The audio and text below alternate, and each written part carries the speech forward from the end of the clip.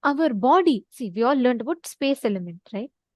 Our body is fundamentally made of 5 elements, Pancha Bhootas: earth, water, fire, space, ether, and air. All these 5 elements make up our body. Connecting to your body, connecting to your body as the base, the root of the source of that 5 elements, which is the source of your body, will make you experience so much of healing and shift in your inner space. Now, we're all going to be manifesting the power of Bhuta Jaya, which means oneness over the elements. Listen very carefully. Swamiji tells beautifully. It is not power over the elements. We all have become so insensitive to the surrounding around us.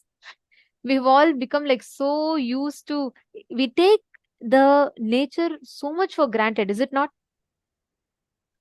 When you wear your belt, the hip is forgotten. When you wear the tie, the neck is forgotten. When you wear the shoes, the leg is forgotten. Only when your belt becomes tight, you remember the stomach. Understand, same way, we have all taken the nature around us so much for granted. How many of you every day actually connect? How many of you are noticing we actually don't connect? We don't relate to the wind. Every moment wind is gushing. There's so much of wind around us. There's so much, we are so much in constant inner chatter. Only when you take a break, when you go to a vacation, even when you go to a vacation, you're only still thinking about, oh God, my boss will call me, oh God, I need to go back and catch up. Or even when you're enjoying the nature, you go and you're too busy trying to capture that moment. So you try to click selfie, how you can edit and post it on your Instagram. We do not connect to the nature that is abundantly available to us at all times. Is it not? Ma is saying, Maharleen Gomez is saying, I agree on taking nature for granted. Actually, all the pollutions we do, Swamiji told this, it's a very important revelation. Swamiji said, whole humanity is trying to run around giving climate, trying to resolve climate crisis. It will never happen till humanity is taught not to live in harmony with the nature and all. Till humanity is taught to connect with nature as their source. Till humanity is taught completion, oneness. Oneness is the only principle. Just this one concept, oh, as long as I live, let me take as much as I can from planet Earth, that's all. After I leave the body, who cares? It's someone else's. The planet Earth is someone else's. Because this concept of only one life is taught, we exploit planet Earth. But in Hinduism, see, everything is worshipped as God. To add sacredness to anything, we just declare that as mother. That's all. To make water sacred, we just call it as Ganga Mata, Devi Ganga. To make food sacred, we just declare food is Annapurani, Devi Annapurani. To make fire sacred, we declared fire as Agni Devata. To make cow sacred, we declared as Gomata, mother, cow. To make education sacred, we declare education as Saraswati. To make power sacred, we declared power as Durga. To make wealth sacred, we declare wealth as Lakshmi. The very thought current in Hinduism is so beautifully established, you cannot take anything for granted. You will, that's why they say, if you kick a book, you are directly kicking Saraswati. That's why you're not supposed to touch the book with the leg. You're not supposed to waste the food. Why? It's Annapurani. You're not supposed to take money for granted or use it for wrong purpose. Why? It is Lakshmi. Everything is taught so beautifully. Bhumi, you can never take Mother Earth for granted because she is Bhumi Devi. But somehow we all lost touch. We all got this disconnect. And now we're all living in a place where even to enjoy nature, people go to Google and see nature and watch nature pictures. We are so busy. Even when you go for a vacation, you're not enjoying that. You instead try taking selfie, try making reels, try doing this and that to capture that moment. Swamiji very beautifully tells, you can never have power over the nature. your ability to express oneness over the nature, your ability to express oneness with the nature. That is the way reality manifests. As long as you try to grab the nature, you will never have nature manifest what you want for you. Understand, first and foremost lesson to manifest any power is not power over others, power is oneness over others. Unfortunately, our unconscious mind always tends to think naturally you will be pushed to manipulate, to control. Manipulation is not manifestation. That is the difference between black magic and white magic. Black magic is manipulation. Power is not black magic. Power, you can never manipulate something. Try. You can never manipulate anyone with powers. Power comes from ultimate non-violence. Even with manipulation, you can try controlling nature. It will be very short span of time. You will read so many Puranas and all. Suddenly you will see some Asura will win over 3 worlds. Some Asura will have control over the whole universe. But it will give you, manipulation will give you, but for a short span of time. After some time, nature will just simply you can think, oh, Vayudeva, come on, listen to me. Simply one wind, if he blows hard, that's all, you will fly away. Understand? Every time you try to play with the wind, either stopping or agitating or aggravating with the mood of oneness, you will gain more and more power with the wind. When actually realize this, when you experience tremendous friendliness, when you just connect to the wind element, you will suddenly see wind will start revealing more and more secrets about himself to you. It will start revealing. Actually, you will see Vayudeva, Swamiji tells beautifully, Vayudeva will sit with you and confess to you. He will sit and talk to you. He'll say, Hanuman was my son. See, I gave birth to him. This is what happened. This kid is so powerful that he went and tried to swallow the sun, and I have to go and meditate to get him back. He will sit and tell all his secrets to you. Swamiji tells, whenever Swamiji goes to a place, there's a very beautiful incident. Swamiji told that when Swamiji was traveling in his Parivrajaka, there was an elephant mahout.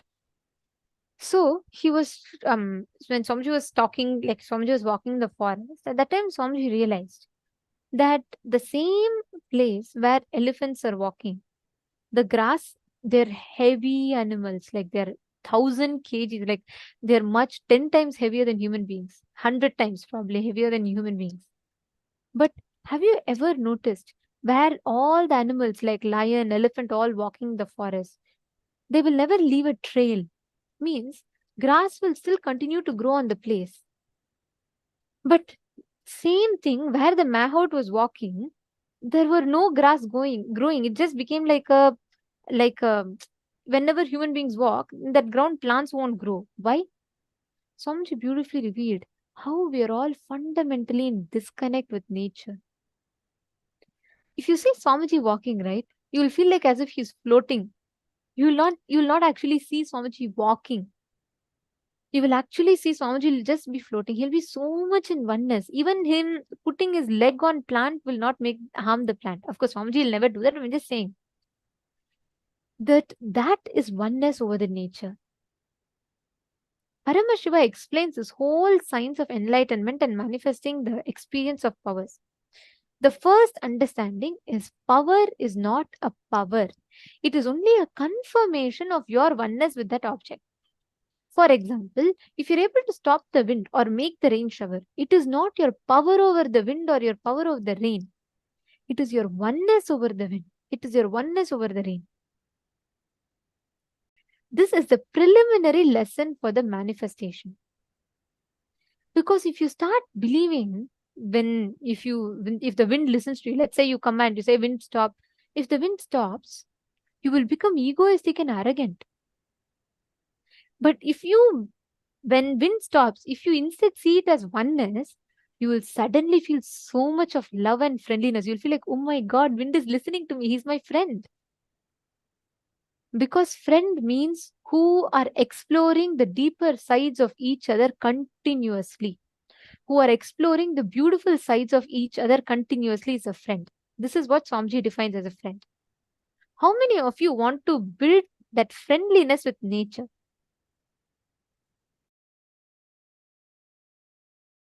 How many of you want to build that tremendous oneness with nature? Okay, can you all post your understanding? Swamiji has given such a precise explanation of powers. Can I request each of you to type out what you understood?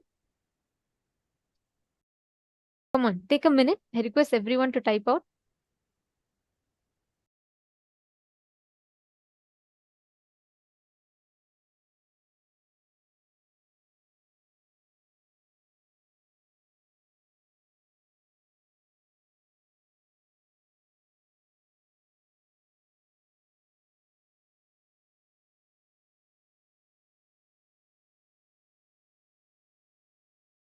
What did you all understand? Because this is very important. Having this right understanding is very important for us to manifest these powers. Vinutha Nagaraj has posted, when you are one with universe, the creation, you can make things happen just like how you use your hand. Beautiful.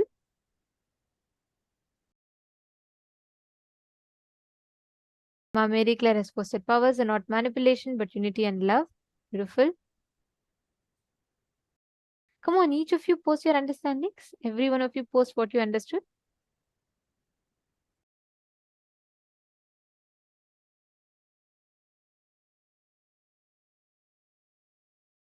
Oneness over others is a Mahavakya, I feel. Pavanaya has posted. Beautiful.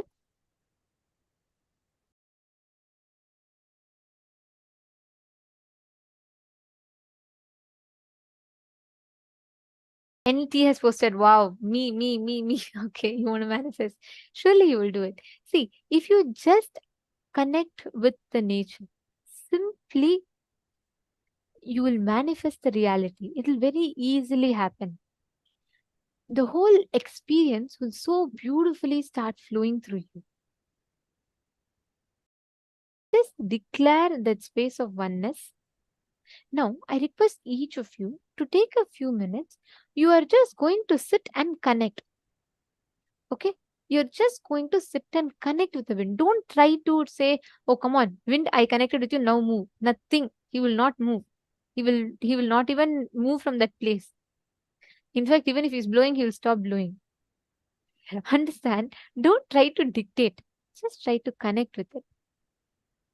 Just experience that sweet friendliness. Suddenly experience how that whole space opens up. Experience, just connect with it. Karin Shivnadar, you're asking what if people don't want to be friends? No, I'm not even talking about people. First, start connecting with nature. Start connecting with the nature around you. Just fill yourself with love. Just sit now. Connect to the wind. Today, this is the power we're all manifesting. Power over the 5 elements. Oneness with the 5 elements of nature. Connect intensely to it and beautifully see how the whole manifestation starts happening in you. Sit now. I request every one of you to actually, if your daytime or nighttime is also fine, just go see the sky, connect with the wind, take a few minutes and really become one. Establish oneness over the wind.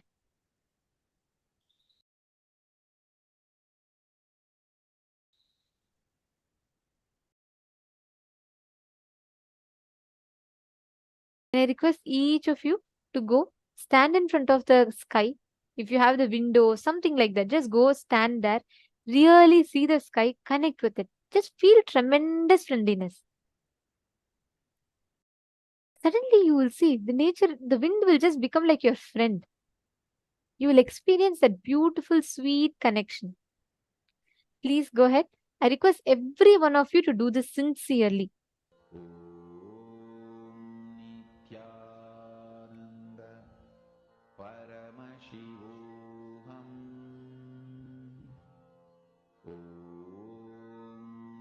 Nithyananda Paramashivoham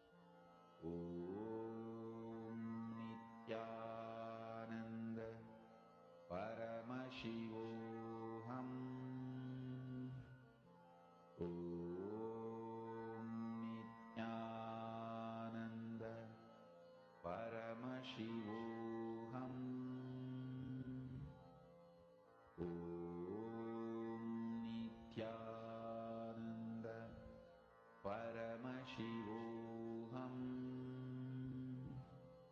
Om Nithyananda Paramashivoham. Om Nithyananda Paramashivoham.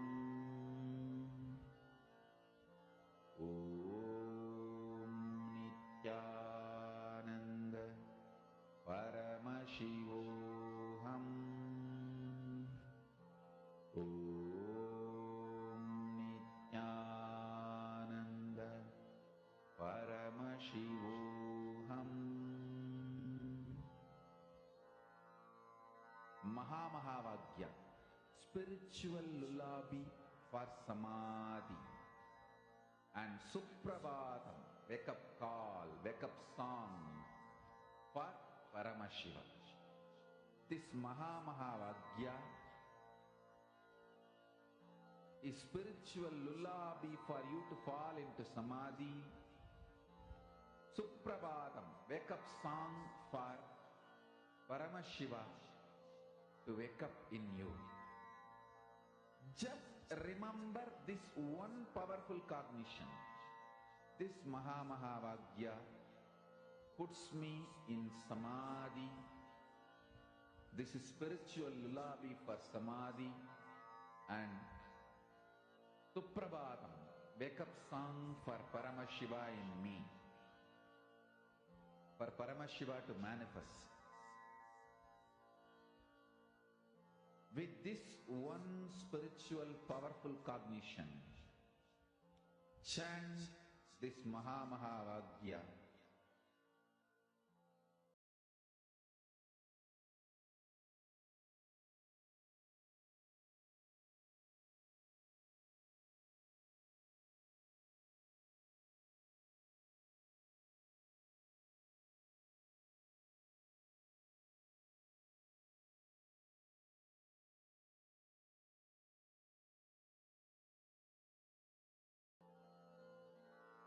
Mahavakya, spiritual lullaby for samadhi, and Suprabhatam, wake up call, wake up song for Paramashiva, for Paramashiva to manifest. With this one spiritual powerful cognition, chant this Mahavakya. Om Nithyananda Paramashivoham. Om Nithyananda Paramashivoham. Om Nithyananda Paramashivoham. Om Nithyananda Paramashivoham. Om Nithyananda Paramashivoham. Om Nithyananda Paramashivoham. Om Nithyananda Paramashivoham. Om Nithyananda Paramashivoham. Om Nithyananda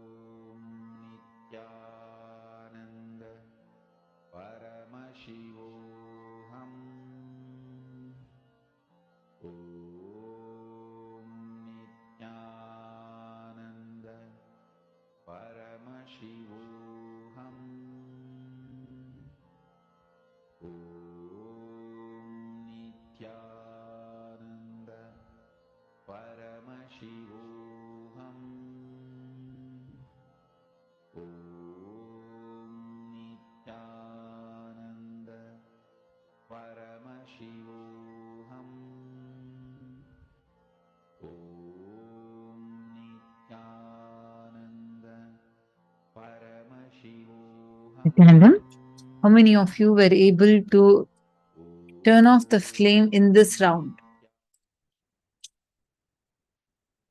Now, last session, all of us learnt about what is space. Many of you had so many questions and how the space operates, etc. We all learnt about it in detail. The next session all of us are going to be entering into is the power of space creation. How actually to use this knowledge of space to create space. Let's now listen to the revelation from Swamiji.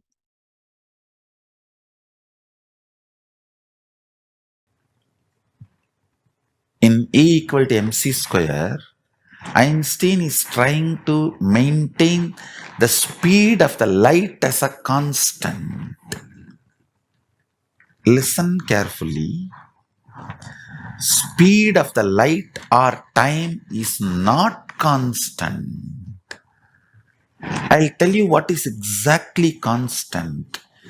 Consciousness reflecting on the space, the fifth dimension of the universe, consciousness reflecting is constant.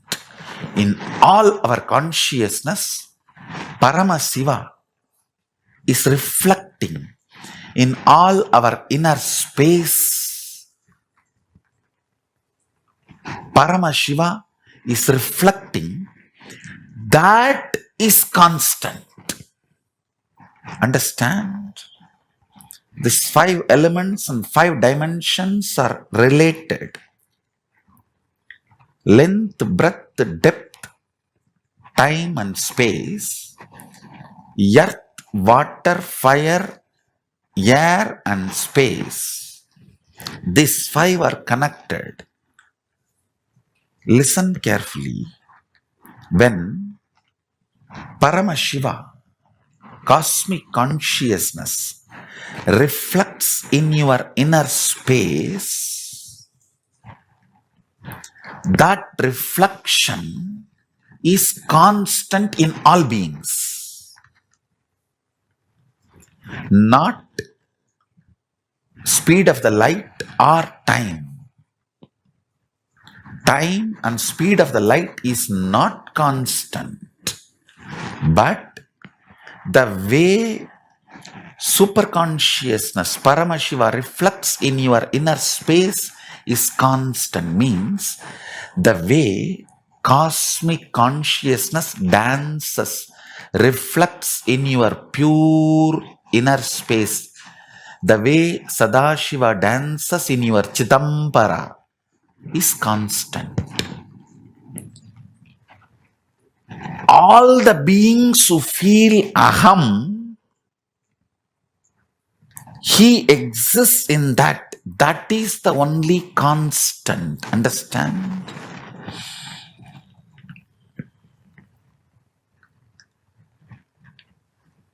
From that starts the will persistence.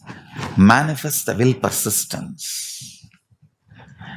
Whoever gets back to that source from which he is reflecting, all of them fall into that space called oneness, which is constant. Paramashiva is equivalent to the will persistence decision to look at the source by the reflection. The constant in the cosmos is feeling of aham.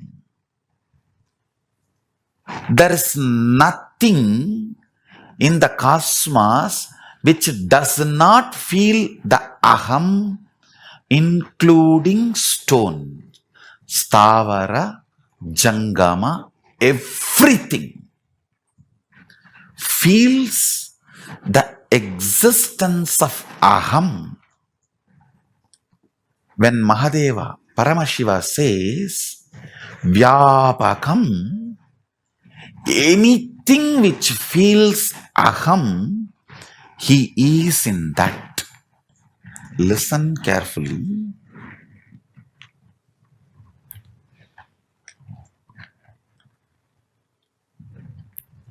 Length, breadth, depth, time, space. The pure consciousness reflects on the space. That reflection is individual consciousness called aham. The frequency of that reflection is constant in everything. But the side effect of that reflection, will persistence, is not constant in everything. Reflection is constant. Will persistence is not. So based on your will persistence, your life is decided. Are you going to spend 80% of your time in time related, or depth related, or length related, or breadth related existence of you? Neither length nor breadth or depth or time is low or wrong, but you not knowing the source vision, your reality, which is constant and playing in these other dimensions, there is every possibility you will get lost. If you remember your cosmic identity, if you remember the constant in you, which is your Chidambara, where the cosmic reflection Paramashiva, cosmic source Paramashiva is dancing in your pure heart, Anandagandha, your inner space. Listen, cosmic Paramashiva is like a sun. Your pure inner space, that space, Chidambara, Akasha, Antarakasha, Chitakasha, is like a mirror. That sun reflecting in this reflection is called individual consciousness, Pratyagatma Chaitanyam. That is the constant in all beings. This constant's first side effect is will persistence. That is not constant in all beings. The quality of your will persistence decides whether your life is going to be stuck in time or depth or breadth or length. You remembering which is constant in you and which is not constant in you will not put you in a delusion where you make permanently damaging decisions of your life due to temporary mood swings. Guru is the person constantly resides in the constant and supports your will persistence to get back to your constant.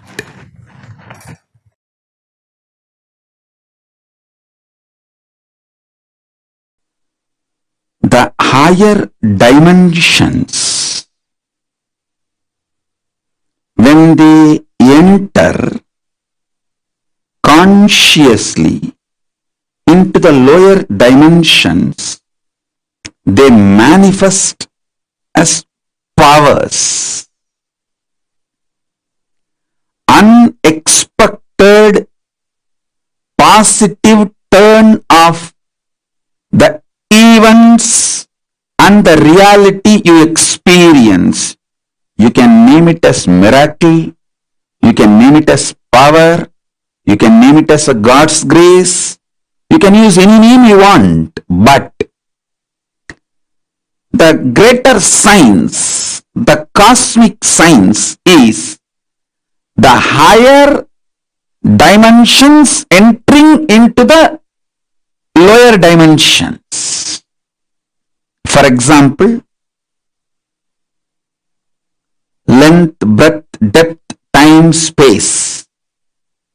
if the space dimension enters into time, time literally manifests everything space wants. If the time dimension enters into depth, depth manifests everything time wants. Understand? This length, breadth, depth, time, space, all these dimensions are independently intelligent, alive, able to make their own conclusions and respond within their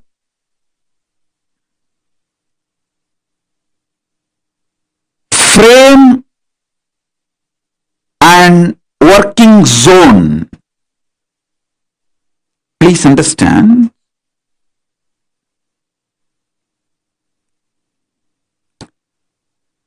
The length dimension is responsible for your logic, rationality. The breadth dimension is responsible for your ability to feel the emotions, feeling connections. The depth dimension is responsible for you making cognitions, powerful cognitions about life, beyond your logic and emotions. So understand, every dimension, when it enters into the lower level dimensions, it manifests intense power. Now, I want you to understand,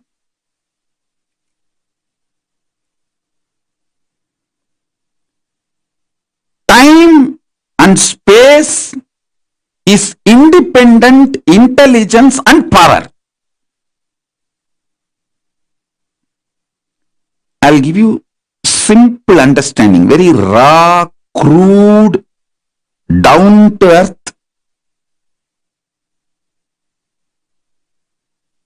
simplest understanding. You just try to internalize this one understanding.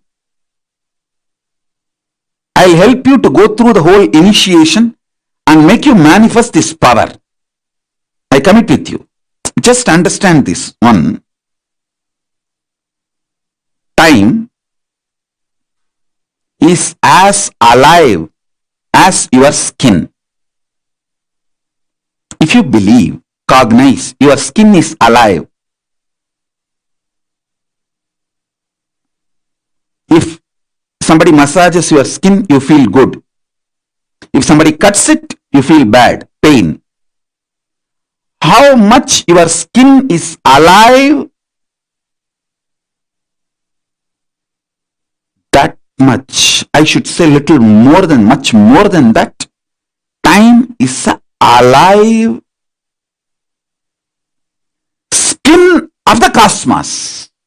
Listen, where your skin ends, the skin of the cosmos, which is called time, starts. Actually, your skin and the skin of the cosmos both always touch each other. You can't be away from cosmos. Understand this?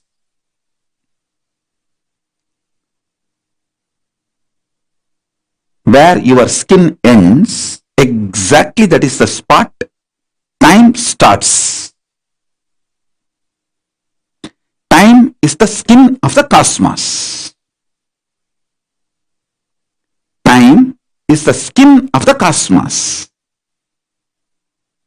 How you have a nervous system which passes the thought currents inside you, same way the cosmos has a nervous system which passes its decisions and thought currents, that is the space. Your skin is alive. Your nervous system keeps you living. The equivalent of your skin for the cosmos is time. Equivalent of your nervous system for the cosmos is space.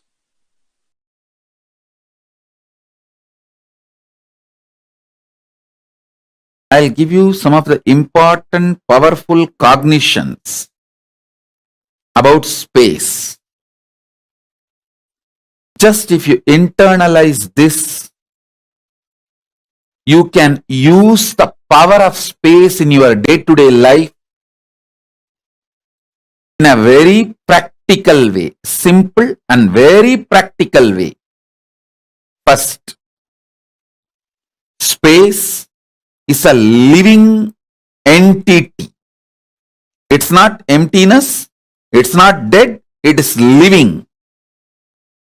Second, it is very close to consciousness. Third, the space you are carrying inside you, where the thoughts manifest, is directly connected to the space where this universe is established. Chidambara, your conscious inner space, is directly connected to Mahavakya, where this universe is established. The space where this universe is established is directly connected to the space, your inner space where you are established. It means you have absolute ability to influence, inspire,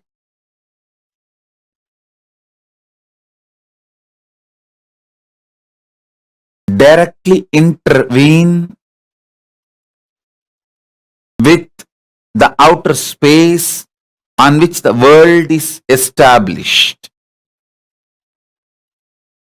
Any mass has a power to influence the space. When you are able to influence space through which you can influence anything which is established in the space, and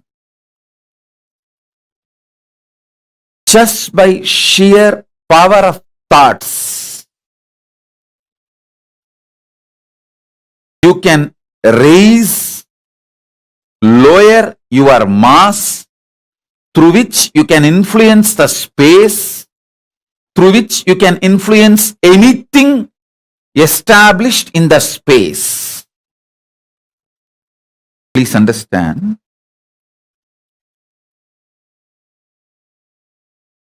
when you meditate on cognize something very heavy, higher than your brain can grasp,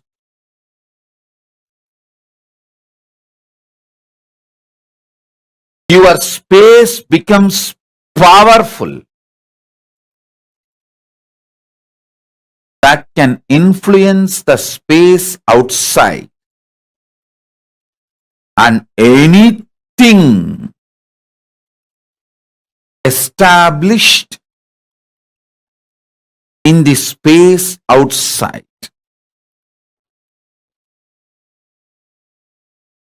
Thoughts can travel using space as medium. Anything which has a mass can influence space, through that can influence anything established in the space.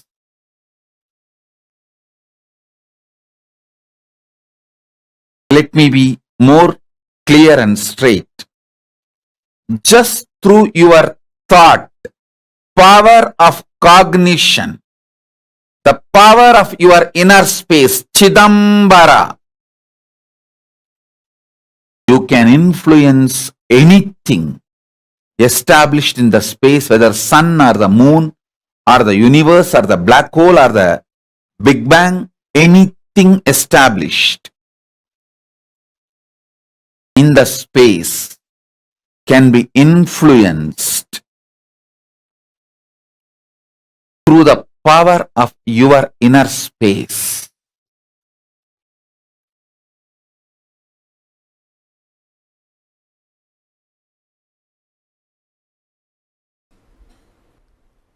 Most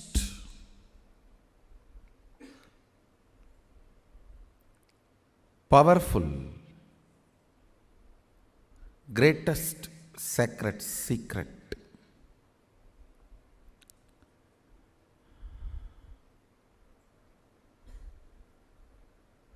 greatest Satya,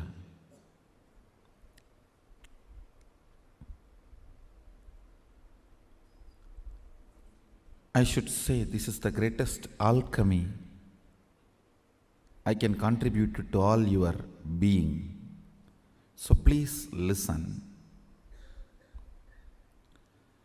The logic, length, dimension of your existence, in that if you understand about oneness, it is imagination. Breath, the heart dimension of your existence. If you are able to grasp oneness in that level, it can be visualization of oneness. The depth dimension.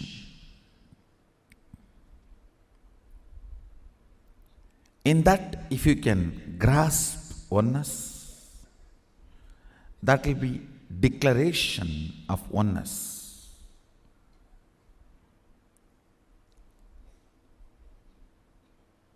In time dimension,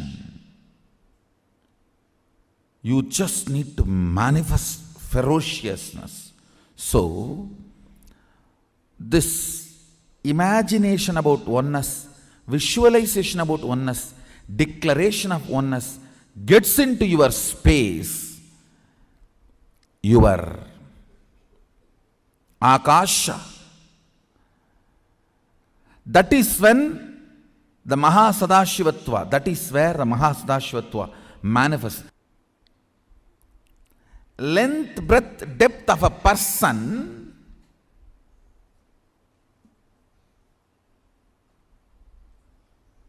is not he. The space he carries is he.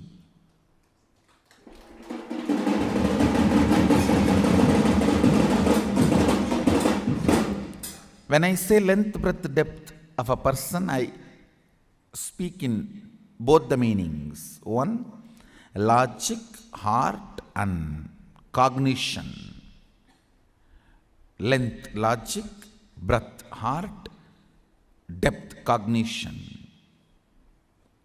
This three does not really constitute a person.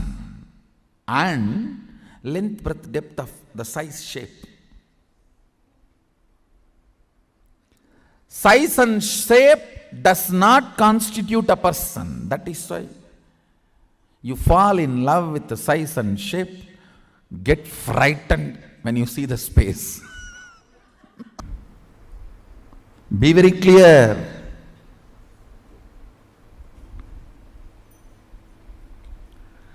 The space you carry, its smell, its flavor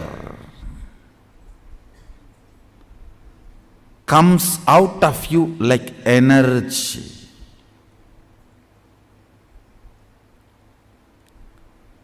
Like energy.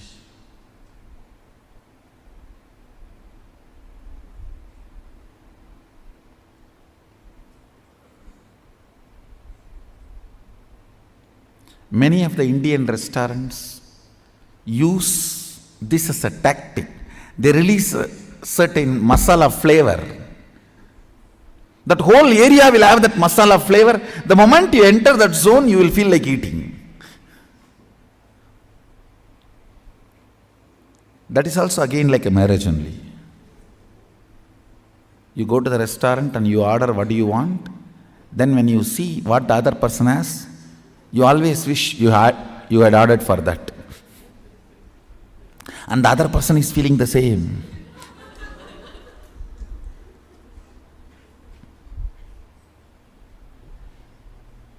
And you can't even exchange the plate, owner will not allow.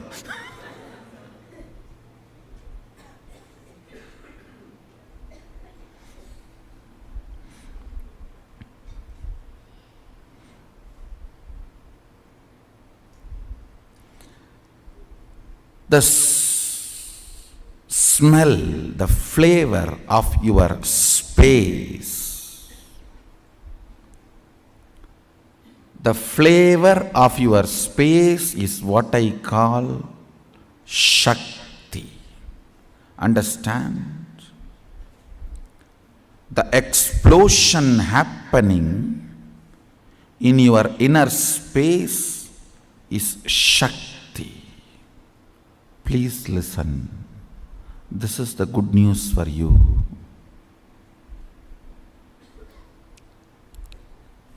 The moment you manifest even one Shakti, I have already entered into your inner space.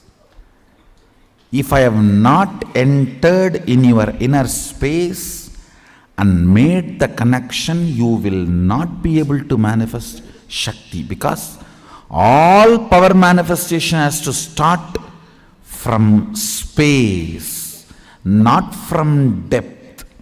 Understand that time is a non-existence power layer. It has no existence, like a length, breadth, depth. It is only when the space collides with the length, breadth, depth, the dust created is time. See, the length, breadth, depth is a mass. Space is a energy. When these two collides, the dust generated is the time. I can roughly compare it to the Vatavarana, the layer around the planet Earth. Listen, no power can manifest in you if I have not entered into your space.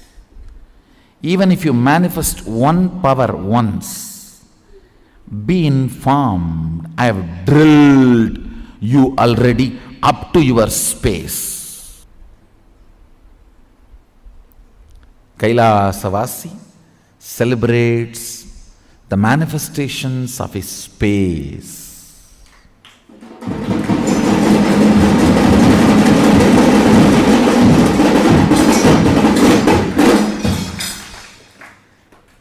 The manifestations of the length, breadth, depth.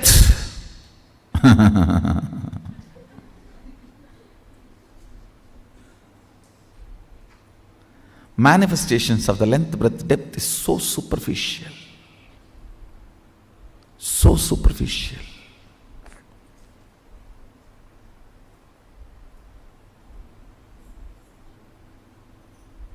They are not worthy. Manifestations of length, breadth, depth is too superficial. They are not worthy. They are not at all worthy.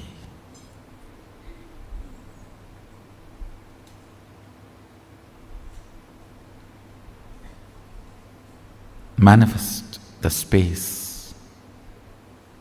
Celebrate your capabilities based on your power manifesting abilities and space.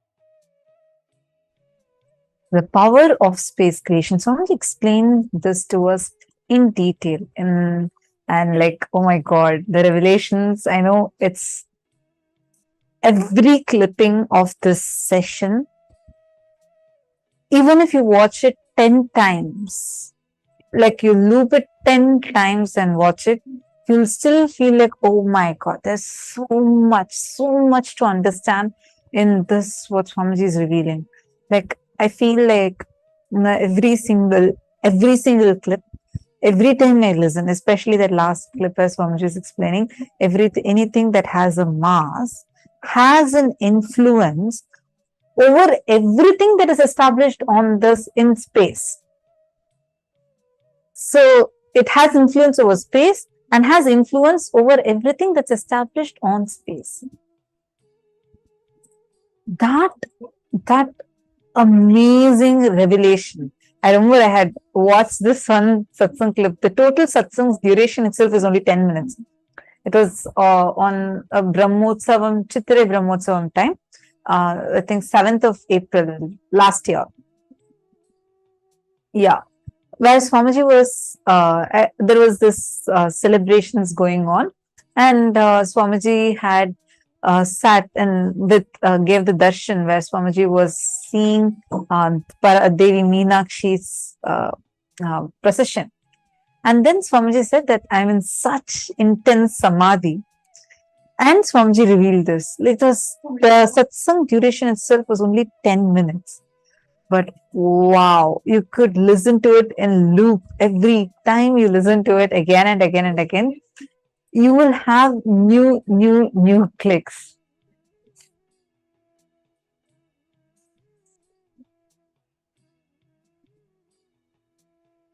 Okay, sorry, I'm just seeing Karen's message. But what if people don't want to be friends and just stay stuck with their own fear without wanting to talk about it or to see it? Individual will, nothing can be done. It is their choice, it is their individual will. All you can do is you can enrich them.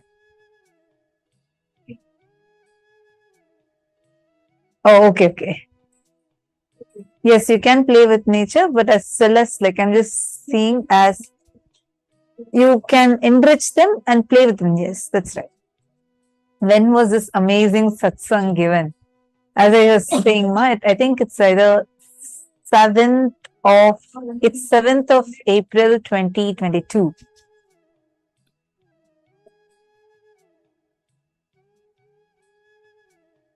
Actually, Mark Eden is saying, at least I have friends even if they don't speak.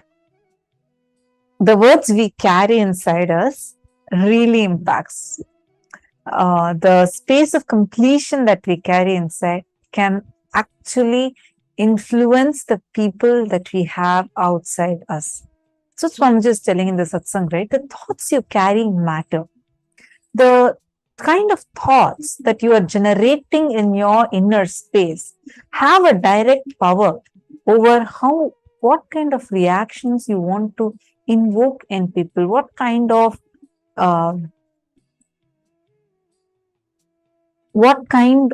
cognitions do you want to invoke. You will see this. It's like it has a direct impact. I'll just share one incident with you. I shared this earlier. This is like the first time I got introduced to the science of completion. I wasn't aware of the science of completion when I joined Gurukul, because like literally the day I saw Swamiji, I joined Gurukul, and I had no introduction about Swamiji or the teachings of Swamiji before that. And the day I joined Gurukul, there were like a lot of new kids that had joined Gurukul at that time. So when I was there, so many kids were there. We all were like, many new kids had joined. There's this one girl who was like, I think a year younger to me or 2 years younger to me. And she kept coming and annoying me. And I also started feeling like I started calling her like, oh, you're bullying. I used to keep telling her that word. 3 days passed by, and we both started like like literally fighting with each other. I was 14 years old at that time, and she was, I think, 12 years old. And like we both are completely new. So in Gurukul, otherwise this is not tolerated in Gurukul. You cannot do it. So we both were like like I was constantly trying to move away from her. She used to go away from me. And so I had just joined Gurukul, and I felt so bad that she's behaving like this. So 5-6 days passed, and then one of the Balasans noticed this, and she came and asked me what happened. I said, look at her, she keeps fighting with me, she keeps coming and annoying me, and she does this, she does that.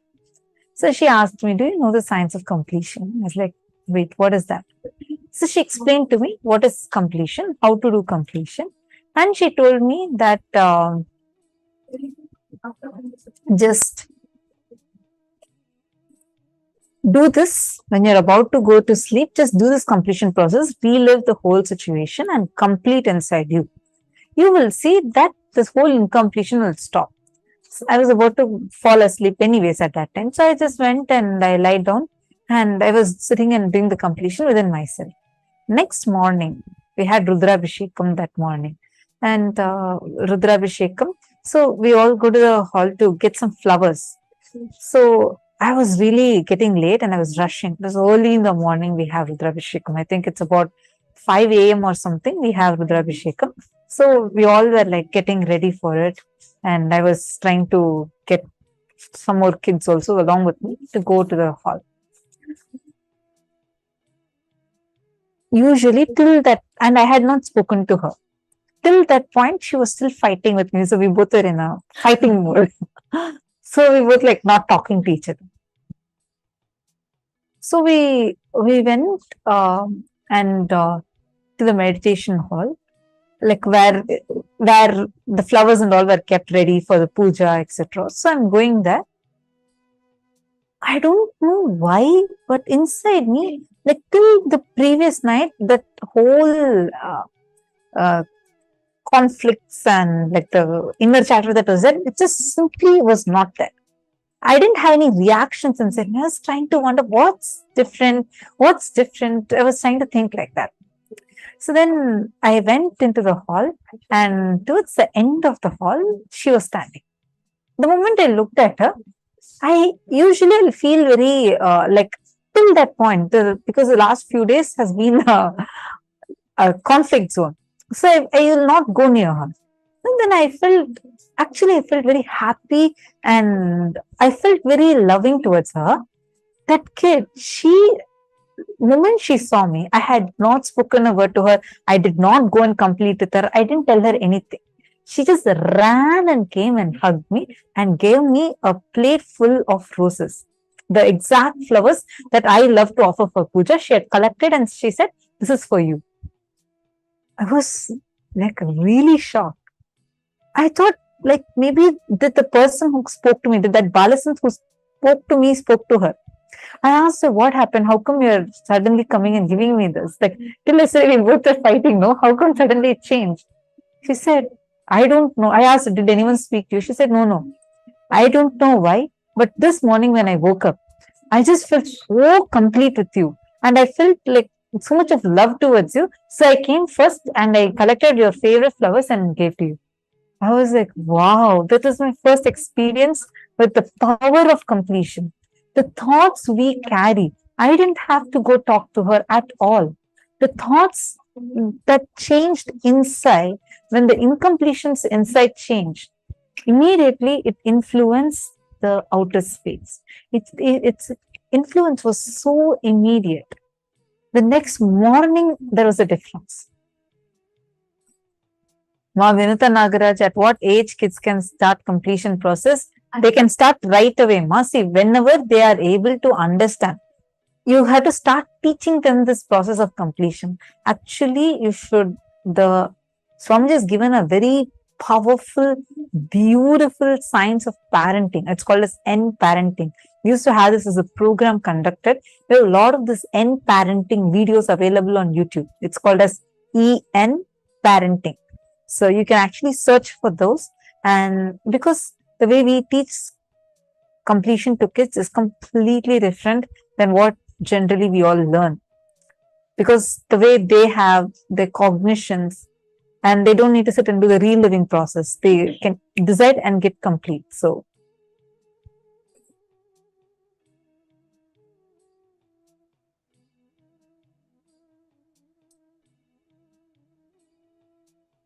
all right. I hope I answered your question. So, Ma Karen, what I wanted to say is use the power of thoughts. The conscious declaration you generate inside you can directly influence the things outside of you, whether it is people, objects, things, situation, anything. It will make you such a conscious person, conscious being, that the kind of things you gravitate towards you. Understand how? In our solar system, we have big planets. Based on their mass, the other planets are either attracted towards it or move away from it. All the planets are rotating around the sun because of the mass of the sun, the gravity of the sun. So the planets are gravitating around it. Same way, Jupiter, because of its huge mass, it has a much higher gravitational power than compared to Earth or Mars or Venus, etc. Correct? Same way, the thoughts, what are you empowering yourself with? The cognitions that you're empowering yourself with. Those kind of situations is what you are gravitating towards you. What you're cherishing, that has a direct influence outside, as well as situations you're manifesting outside. All those kind of reactions, situations, everything will be gravitated towards you. And just to see, all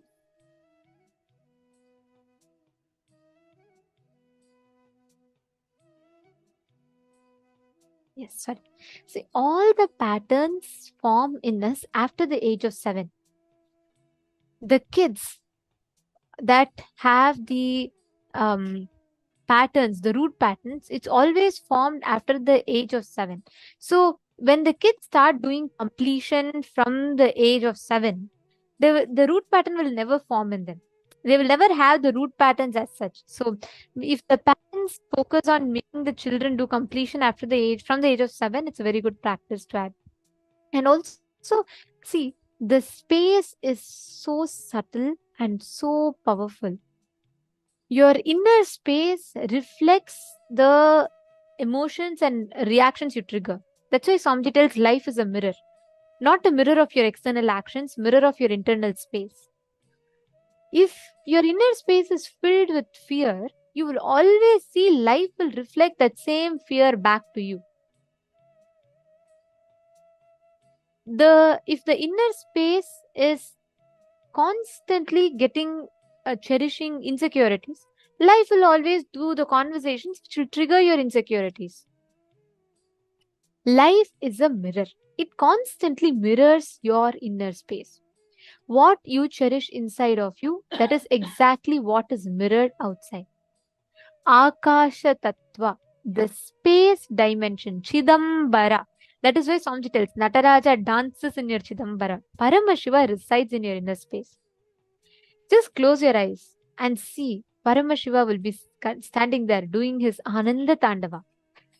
That is the power of space creation. We're all going to do a very powerful process. Understand, anything in your inner space you visualize without any conflict. Completely anything you live, visualize in your inner space. It will just get 3D printed as reality. I'll share this story with you all. There's a very beautiful story of a Nayanar called Pusalar Nayanar.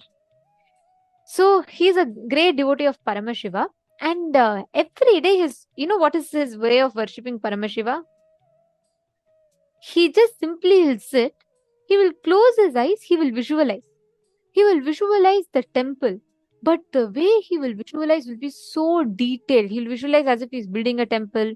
So every stone, the design of the temple, he'll visualize to such details.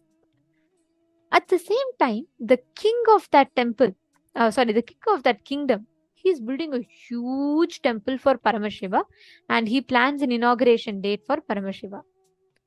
That night, Paramashiva comes in the dream, and he comes in the dream of the king, and he tells the king that, listen, can you postpone your temple opening date by some more time? Because on that exact same day that you have fixed, one more important person has fixed.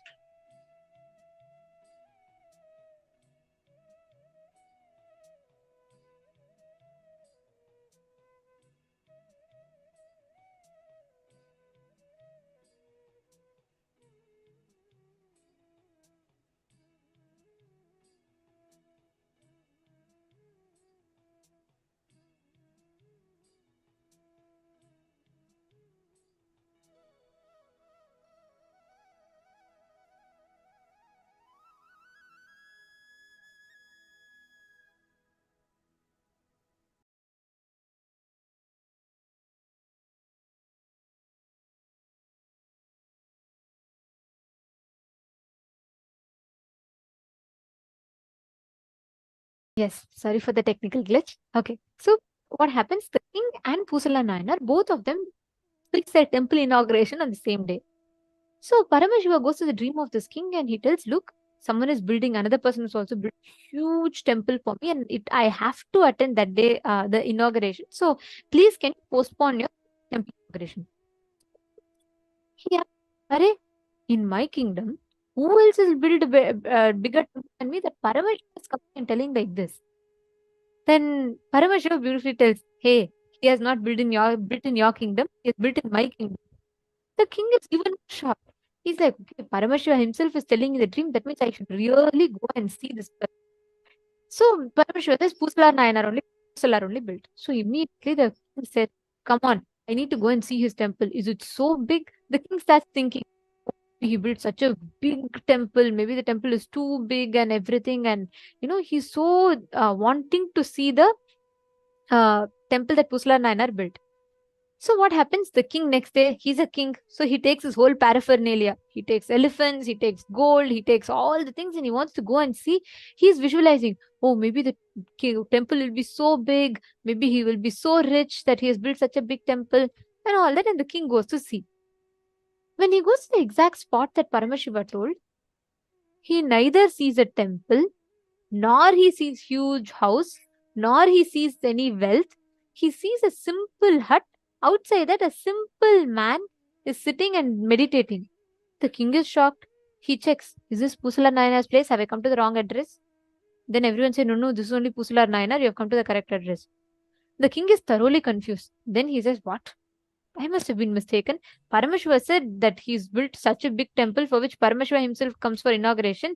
Then I don't know, it's so confusing. Then very beautifully Paramashiva tells that Pusala Nayanar visualize that inner space. That moment when the king is seeing, Paramashiva himself appears. The story goes so beautifully. What Pusala Nayanar was visualizing in his inner space, Paramashiva just takes that and puts that in reality. He just literally 3D prints his visualization as reality.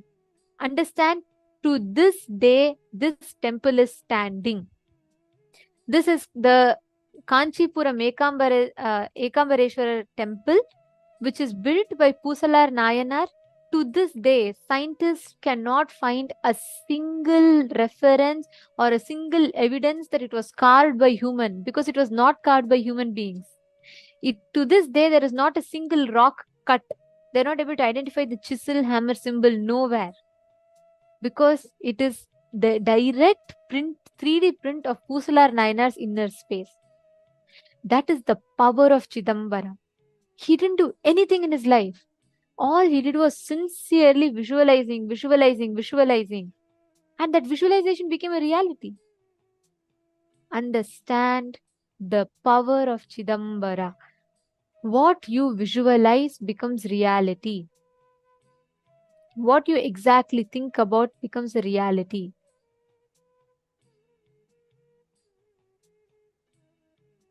So just understand this. We will now do a very powerful process where you're going to harness the power of space creation.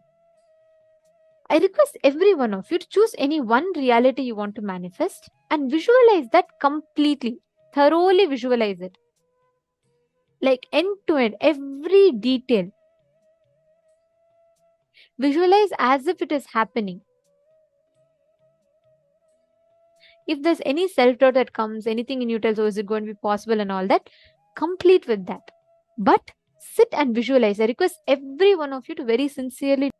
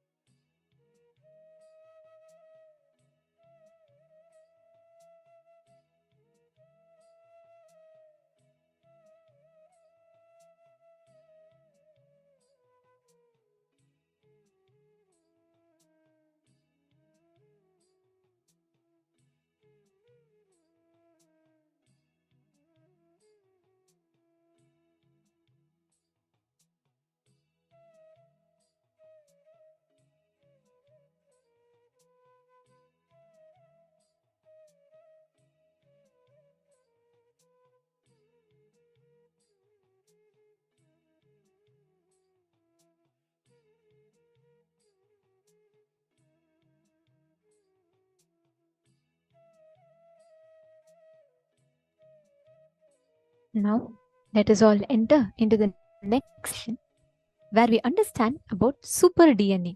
What is super DNA? Let us now listen to the revelations.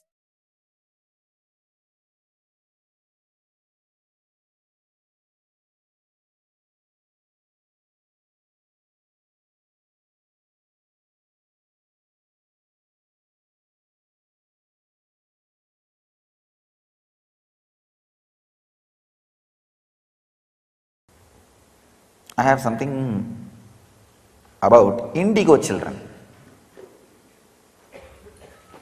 so that you understand the super DNA.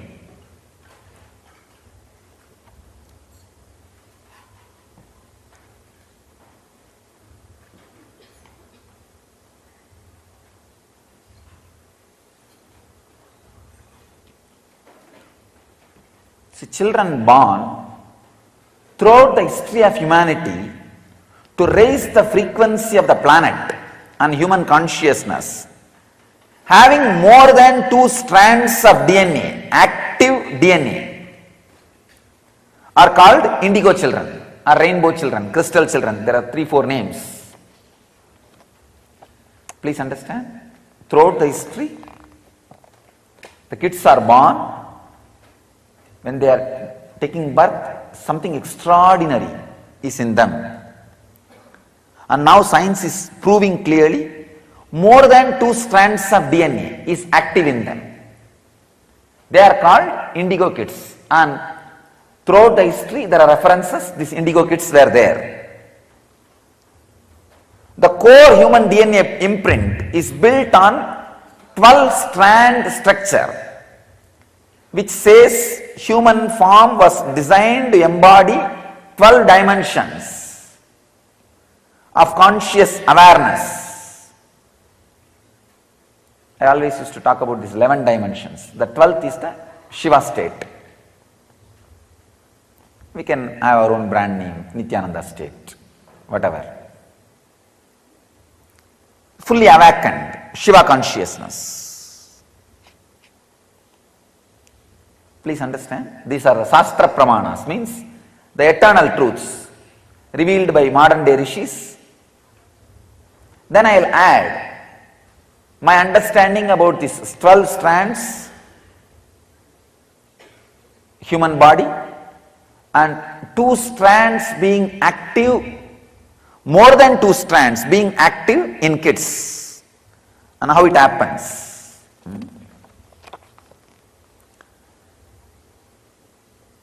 It's from a scientist and researcher, Cheryl Kakshialansa. The junk DNA or a dormant DNA activation is a tremendous gift to accelerate the spiritual awakening of collective consciousness on the planet. This is a quotation, means some research from that person. A person with 2 strands of DNA with only 1 strand active is like a computer with access to only 16 MB RAM memory. Can run only few programs.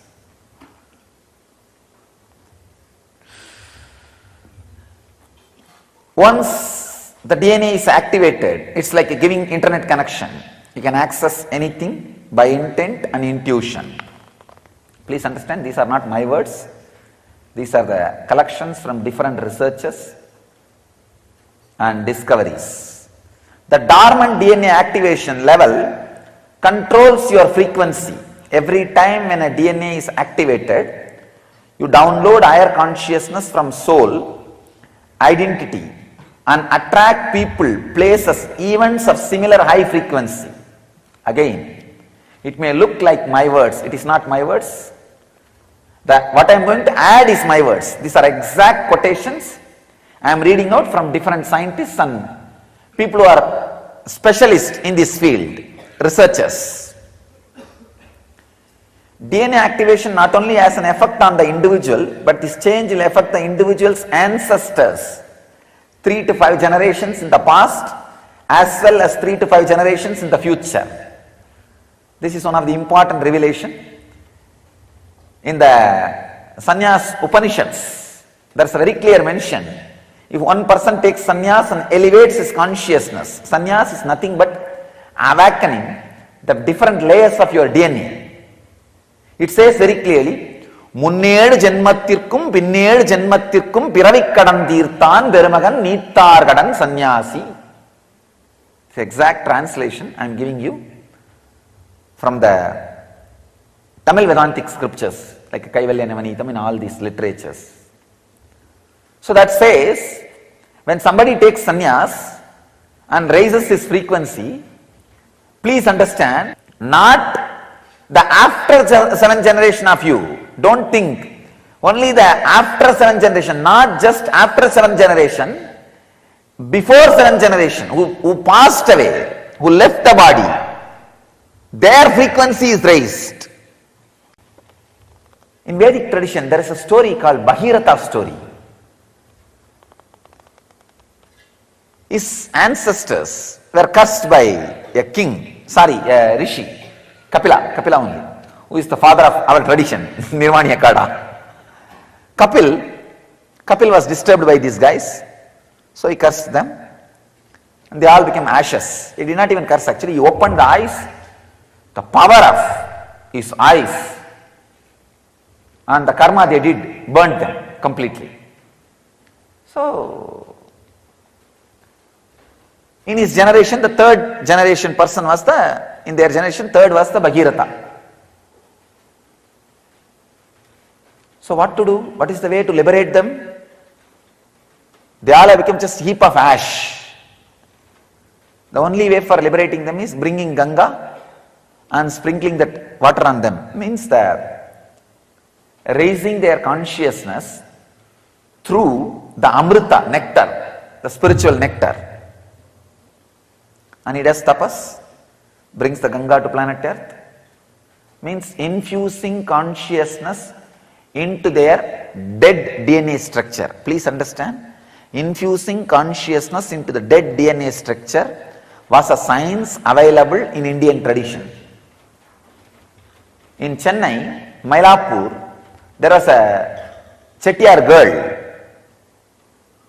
Pumbavai. She died in the snake bite.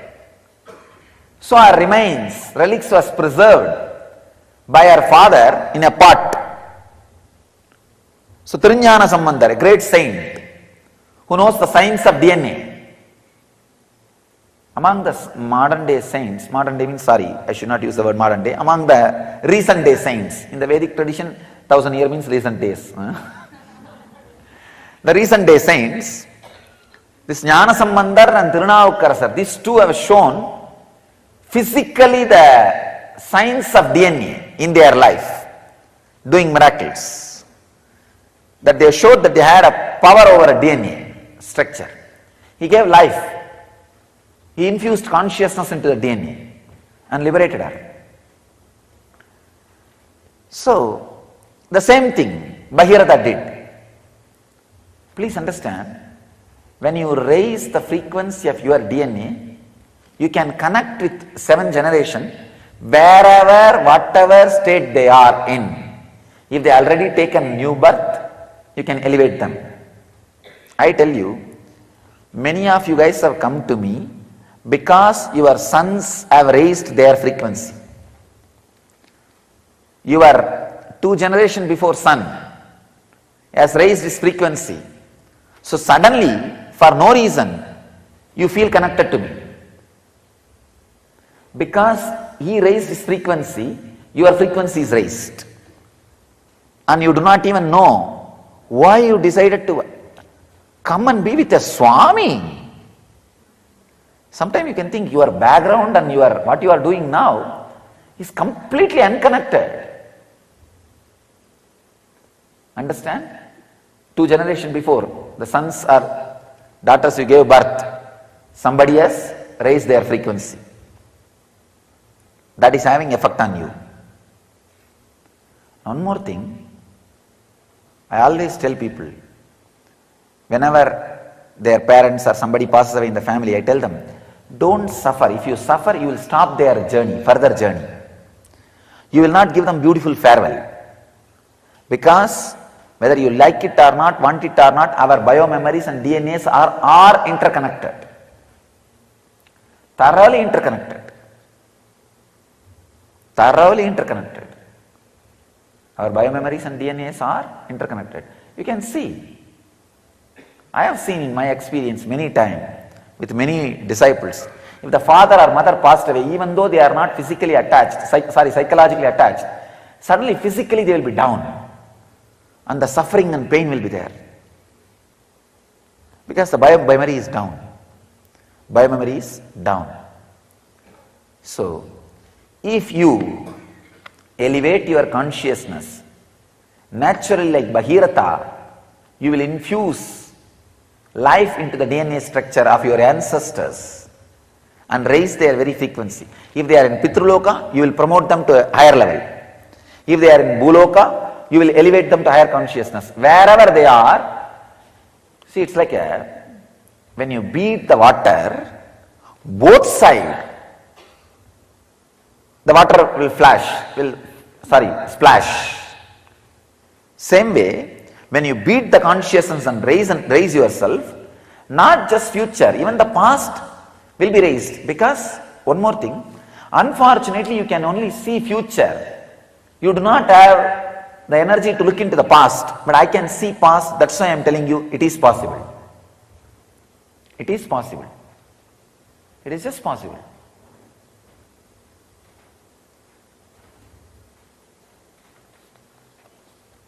So I have some more researches, but first I will finish one by one. So I have brought some 3-4 important truths today. I will first talk one after another. First thing, children born throughout the history of humanity to raise the frequency of the planet that have more than 2 strands of active DNA. They are called indigo children. Fortunately, after the 60s and 70s, the 60 rebels and 70 hippies, most of them were indigo children. Please understand. The 60 rebels, 70 hippies. The 60s there is a huge rebel movement started. The 70s there is a huge hippie movement started. Many of them were indigo children. Unfortunately, the society is so cunning, so frozen, unable to accommodate them, labeled them as negative and pushed them aside. And they are made to negative, nothing else.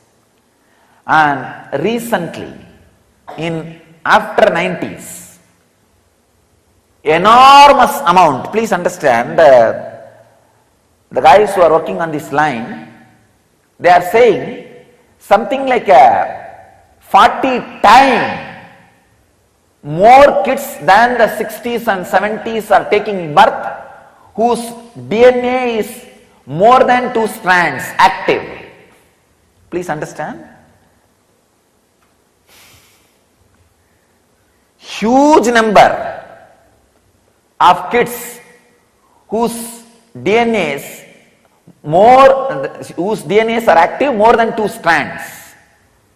Means the multi-dimensional kids are taking birth. And another important thing, the core human DNA imprint is built on 12-strand structure. Means it can radiate, it can embody 12 dimensions of conscious awareness. I think I have spoken on this 11th dimension in a very detailed way. I may not spend much time on this 11th dimension. The 12th is the ultimate Siva consciousness which can't be described. When you experience the 12th, you are an incarnation. That's all. So, this is the second truth. I want you to know the third truth is, I think I already read out, the person with 2 strands of DNA is only with a 16 MB RAM memory. And the DNA structure is activated. Once the DNA is activated, it's like giving internet connection. You can access anything by intent and intuition.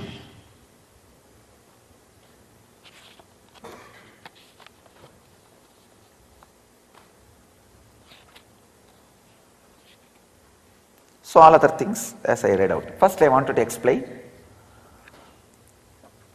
how to, because that is my unique thing. How to activate more than one DNA strand in you. Because most of the human beings have only one DNA activation. When you become a seeker, ready to take the risk of renouncing the sensual pleasure for something which you don't understand, the second DNA gets awakened. Second strand DNA gets awakened. Practically all of you, second strand DNA gets awakened. Because even for 1 month, if you have just 2 meals and taking bath twice a day and not having sex for something which you are not really tangible enough now. See, at least none of you have any tangible idea why you are doing that. Maybe you have that trust over Apta Pramana. Oh, if this guy is enlightened and this is what enlightenment, I would like to have it. That's all. That's all is the reason why you are eating twice a day and taking bath twice a day and abstaining from the sex and abstaining from all pleasures and everything. So this proves very clearly your second strand DNA is already awakened. How to awaken the next level strand DNAs? Understand?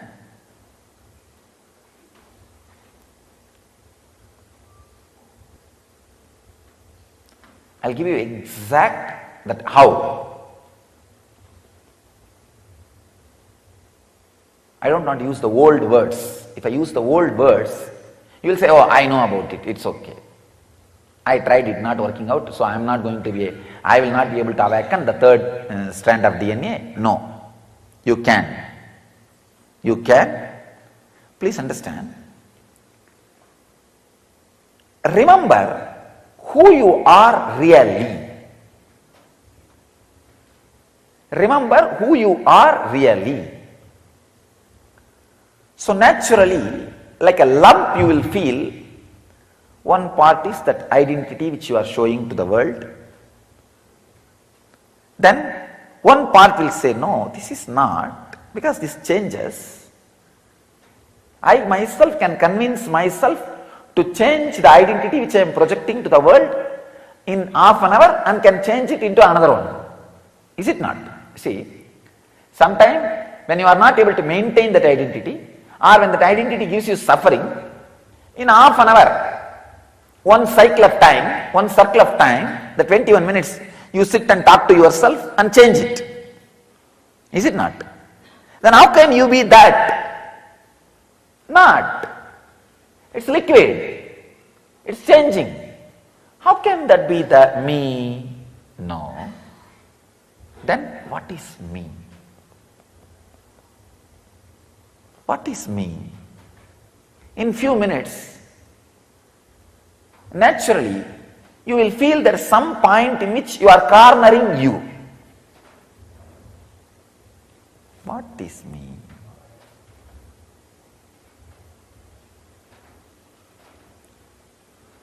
A kind of a silent awareness for a few seconds. Then what will happen? Because you are not able to be in the pressure of cornering you, it just gets bumped.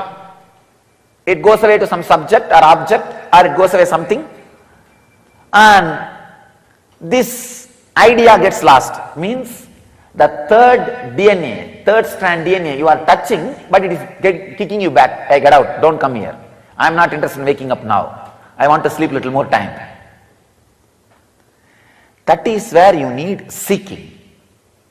Telling, no.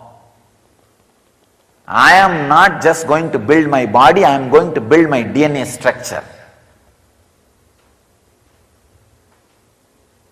I tell you, with seeking, do weightlifting. That will get into your DNA structure. With awareness, when you lift the weight, feel the tremendous pressure, not pain. Understand, when you are with awareness, it will never be a pain. It can only be called as pressure on your muscles and system. With that heavy pressure, but decide, no.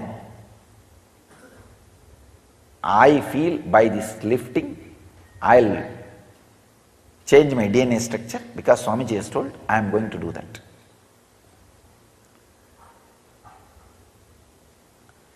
With awareness, with seeking, go on doing which your muscle does not want to do. First step, see who am I. The lump of the identity and lump of the identity which negates the identity. These two are you as on now. Please understand. If I use the example of this apple, this part which you are seeing is what you are showing to the world. This part which you are not able to see is the part which has ability to change this part.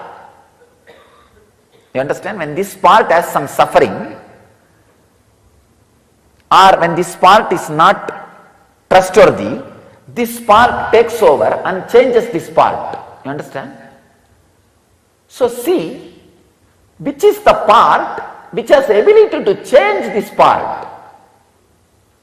So you will see this part, the unknown part of you, has the ability to reason with this part and alter, transform, change within 21 minutes. That is why you are able to get out of depression or get into depression. The possibility for getting in or getting out exists. Because there is some part of you which has the ability to change what you think as you. You understand? So now, if that can be changed, how can that be you? No, it cannot be. Is it not? Then dig, who is that me? Who is that me? Whenever you are thrown out, again without repenting, dig. With intense seeking. No. I am clear. I am going to awaken the extra higher strands of DNA. If you feel no, that is not that inspiring. Who knows what is 12 strands, DNA and all that. Then at least see, here is a person whose all strands of DNA is awakened. What game he is playing, what life he is living, how he is. Then take this as an inspiration and push yourself. That's all. I tell you, intense seeking simply awakens at least 4 to 5 strands of DNA.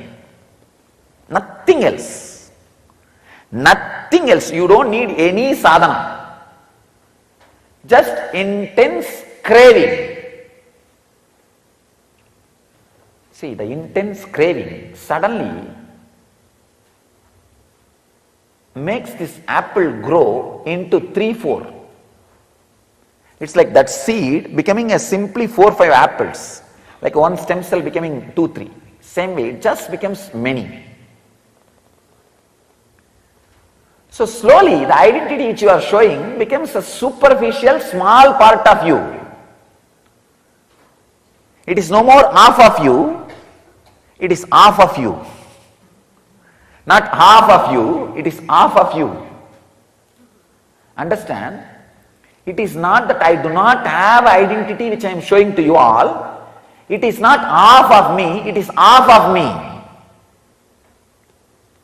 The identity which you are showing to the world, if it is half of you, you are man. If it is half of you, you are God. It's not that that will not be there in you, but it will be half of you. Biggest job, I can say biggest job on the world, on the planet Earth, is keeping the seeking alive in people. I tell you. God assumes human body only for this job of keeping seeking alive in human beings. Understand? It has 5 jobs. ஆக்குவாய் காப்பாய் அழிப்பாய் அருள் தருவாய் போக்குவாய் என்னை புகுவிப்பாய் இன்றொழும்பில். 5 jobs: creation, maintenance, destruction, putting people into Maya, illusion, and liberating them. This 5 jobs. First 4, creating, maintaining, destroying, and putting them into illusion. He does not need to move his butt. He can just lie down, Ananda Sayana, and he can be in Yoga Nidra. It goes on. Nothing needs to be done. And he can be in Samadhi in Kailash, or he can be in Yoga Nidra in Vaikuntha. No problem. It goes on. But to keep seeking alive in human beings, he has to assume human body. Understand? Then most difficult job on the planet Earth is keeping seeking alive in human beings. Understand? Keeping the seeking alive. One more thing. Whenever you feel the seeking has dried up, don't worry. The next strand of DNA is getting awakened. You are progressing. Don't think my 3 years life is wasted, 4 years life is wasted, 5 years life is wasted. No. Next strand of DNA is getting awakened. How can something be wasted? Understand? Very beautifully Shankara says, even one sloka of Bhagavad Gita chanting, little Ganga water drinking, once casually saying Krishna Govinda cannot be wasted. Even that cannot go as waste. Then how can so many years meditating or practicing or being around the master can go waste? No. Next strand of DNA is getting awakened. That is why the dry land. That is why the dry scene. Usually after the 5-6 strands of DNA awakened, next DNA awakening will not be painful. That is what I call enlightenment. You understand? Usually for a normal man, I can say 6 strands of DNA. But till the 6 strands of DNA, when you cross every strand, you will always look back. Means, oh, am I doing right or wrong? It's painful. I think I am wasting time. Why not get married and suffer? Sorry, get married and be happy. At least when you think, that's what you think. Or why not do this? Why not do that? It's almost like you are being pushed to the wall.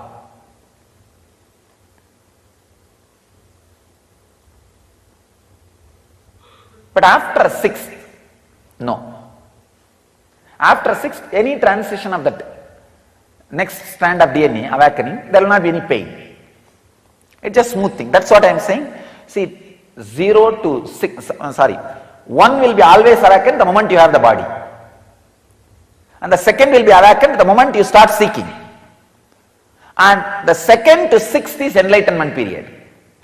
The 6th to 12th is the incarnation period. By the time the 12th is awakened, you are an incarnation. And one more thing, after the 12th is awakened, there are hundreds of new layers opens up. That is what, the new layers when it opens up, that is what is Puranavatara. Means that so many different truths and revelations constantly being revealed to the world. Constantly being shared to the world. So the essence is 3 things. First, see who am I. The personality which can be changed is not you. So dig, then who am I? When you feel you are hitting the dead end or suffocation, increase the seeking, intensity, passion, and look again. When I say again, again and again and again and again, till you awaken the next strand of DNA, next strand of DNA, next strand of DNA.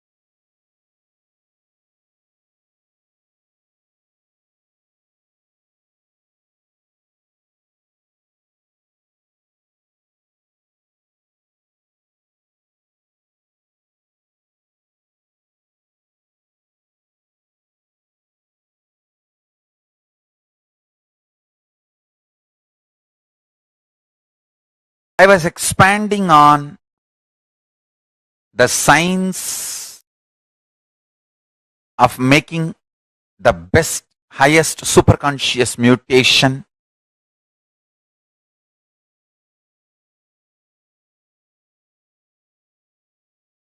as Paramashiva gave this science to Devi and Devi brought to planet Earth in Kanchipuram and started manifesting it. What I am saying is the ultimate truth from Paramashiva directly. Understand? The strands of DNA, components of DNA is kept together through sound. So, if you want superconscious mutation in you, the sound through which your DNA is kept together need to be dismantled and the ultimate sound need to be inserted. Understand? You need to disconnect the threads with which your consciousness and DNA is bound together and alter the connecting point, the sound, into highest possible sound. What kind of a sound is used to bind your consciousness and DNA strands together? That decides what kind of a powers you are going to manifest and what kind of a life you are going to have in your body. I'll repeat. There are 4 situations in your life where consciousness is directly influencing your DNA. When you are hungry, when you are angry, when you are lusty, when you are about to fall sleepy, too tired, just want to get lost, withdraw.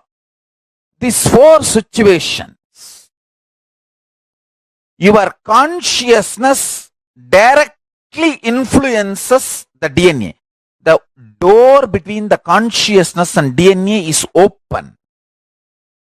During these 4 situations, if you use these 4 situations, you can detox, remove all the unconscious ideas, words you stored inside you, and you can pull them out at Mahavakya. Powerful sounds, Mahavakya, inside you. Listen carefully. Listen carefully. I'll repeat.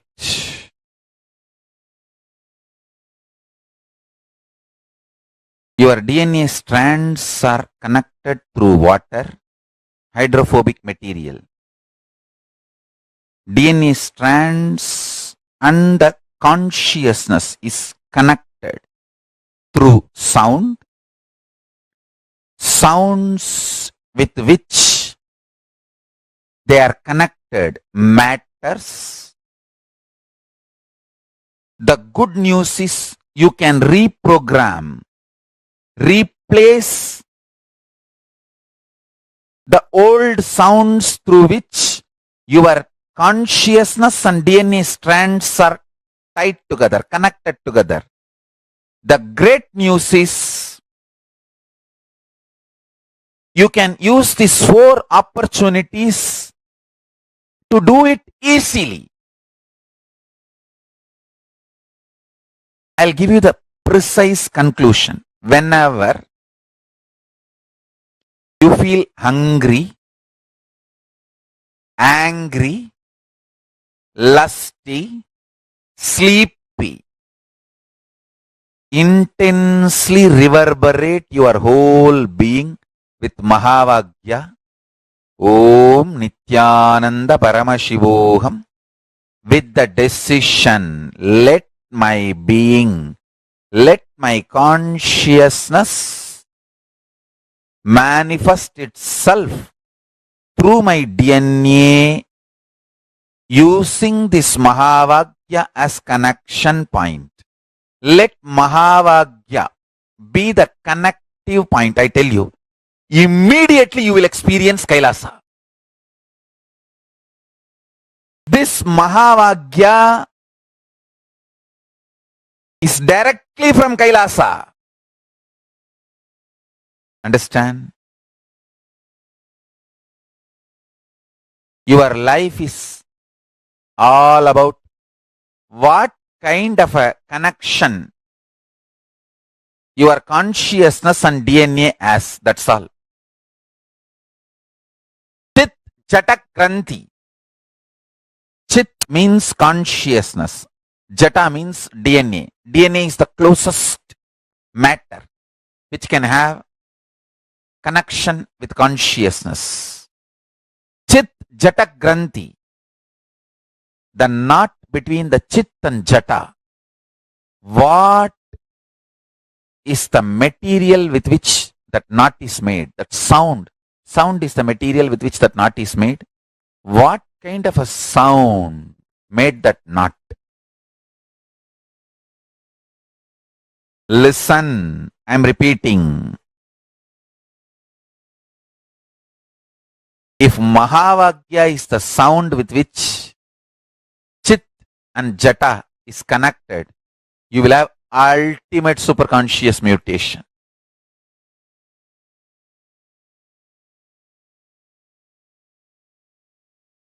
Ultimate superconscious mutation.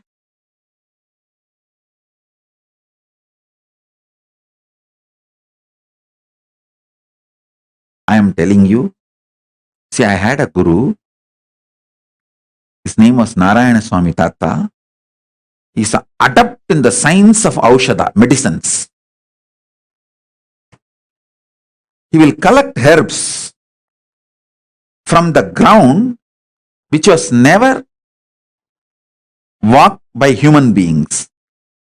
மனித கால்படாத இடத்திலிருந்து வேர்களும் செடிகளும் மூலிகைகளும் கொண்டு வருவார். Let me repeat. The place where human beings never walked, from that kind of places he will bring herbs, roots. How you know? He had a trained dog and a goat.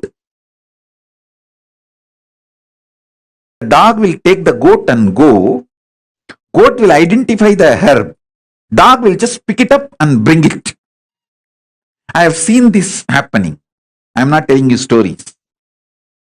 He lived just few years, maybe 30 years before. And still his son, grandsons are, his family is still living in Tiruvannamalai. You can go and talk to them. You will find what I said is true. His name is Narayana Swami Tata. Still the home he lived is there. And all the things he used is there. Maybe the dog may not be alive because you can see his photograph. But surely the family knows whatever I am saying and you can talk to them. I had this kind of masters who are adepts. He told me once, when he was making the Aushadha,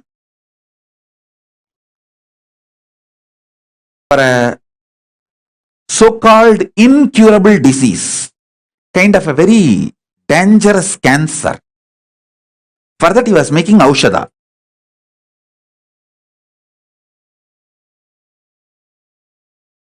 He collected too many things from too many sources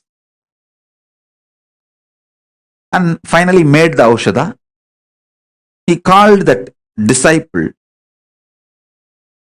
or I should say that client, who came to him for healing, for medical care, medical help, aushadha help. Customer. And he gave that medicine to him.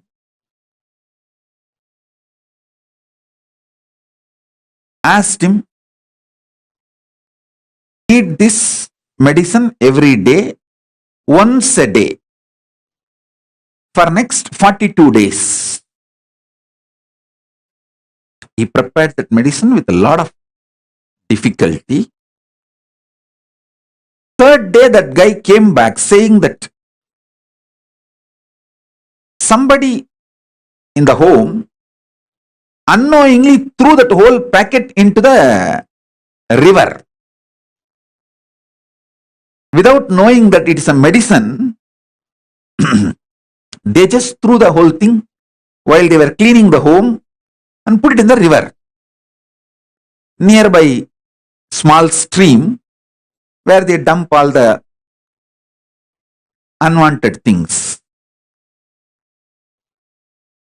Surely it is very difficult to do the medicine again. I was wondering how he is going to solve, how he is going to help this person to get out of the cancer now, because making the medicine again, collecting the whole items, almost impossible. All he did, he called that person, made him sit next to him and told, this simple process, whenever you are feeling hungry, do japa of this mantra. I tell you, I know it is very difficult for you to believe. Maybe the power of his initiation, his words, energy. He said, whatever I made as aushadha, your body is capable of producing it when you add consciousness to your hunger. I tell you,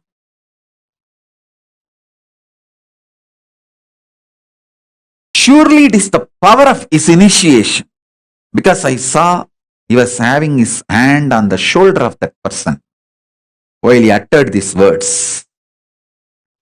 So that words have gone into his body like a powerful energy shock. Now literally I am having my hands on all your shoulders and giving you this initiation.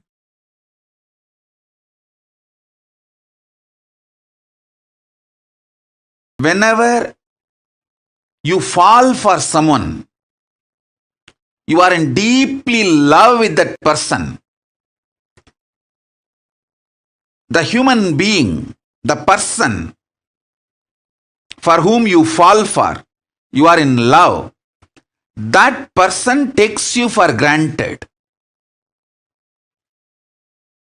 You feel the other person for whom you have fallen is not loving you so much as you feel for him or her. Listen. Whenever you fall for someone, you always feel the other person for whom you have fallen, that person takes you for granted and that person does not love you, have feelings to the same level you have. Sometimes this is the way you feel, sometimes this is truth also. With ordinary human beings, this is the way love is acted, reacted, given, received, reciprocated. This is the way the love flows with ordinary human beings. With the divine, With Paramashiva, the logic of love is totally different. Listen. When you love me, when you fall for me, first thing, I raise you. Second, I shower life energy in you.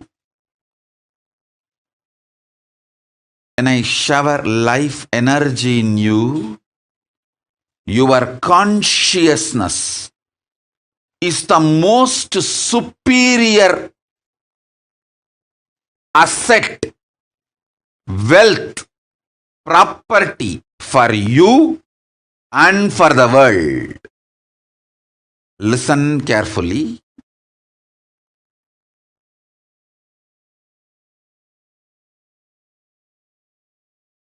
I'll tell you one small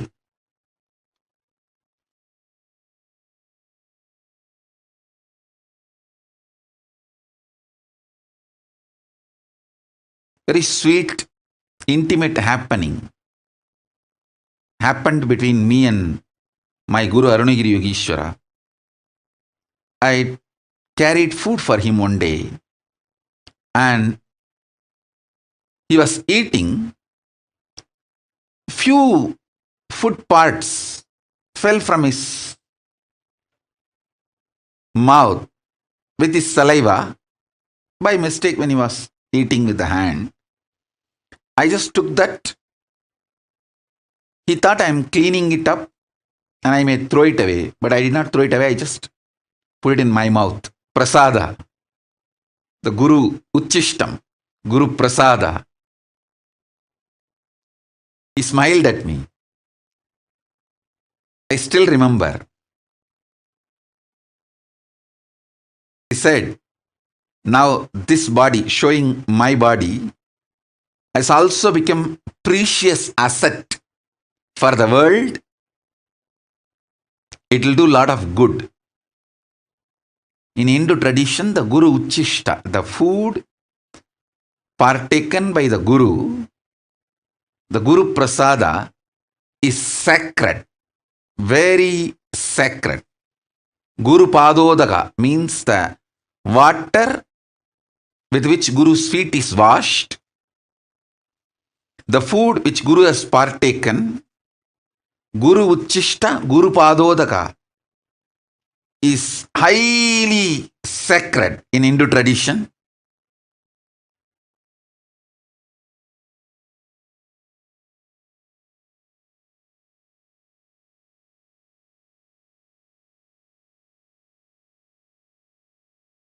He said,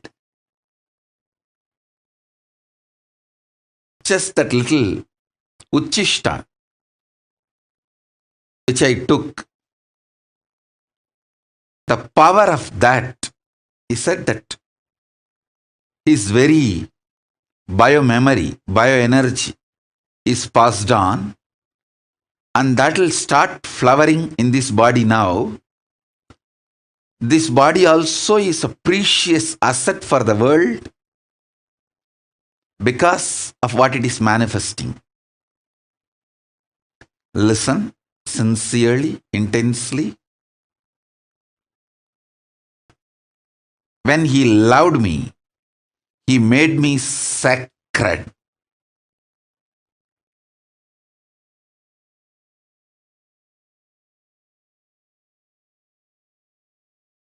When I fell for him, he raised me and he made me sacred by showering his love on me. Listen.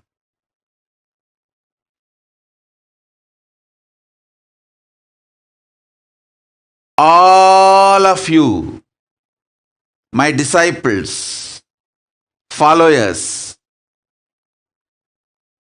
whom I initiated, all of you have received the greatest, best Uchishta, that is mantra, the Mahavakya, which I used most in my life, is the Mahavakya. the mantra, if you have received, you received the best, greatest uchishta from me.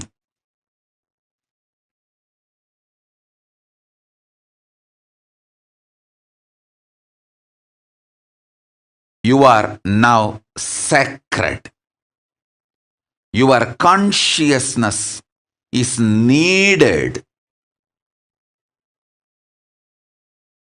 for this world.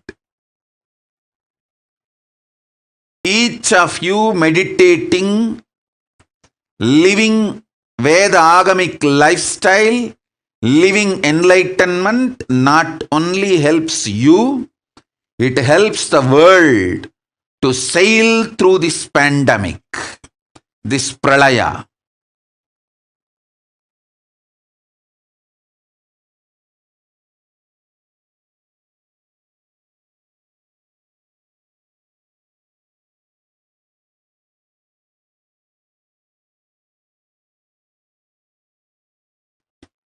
So when I fell for my Guru, he raised me and showered his love on me and made me sacred.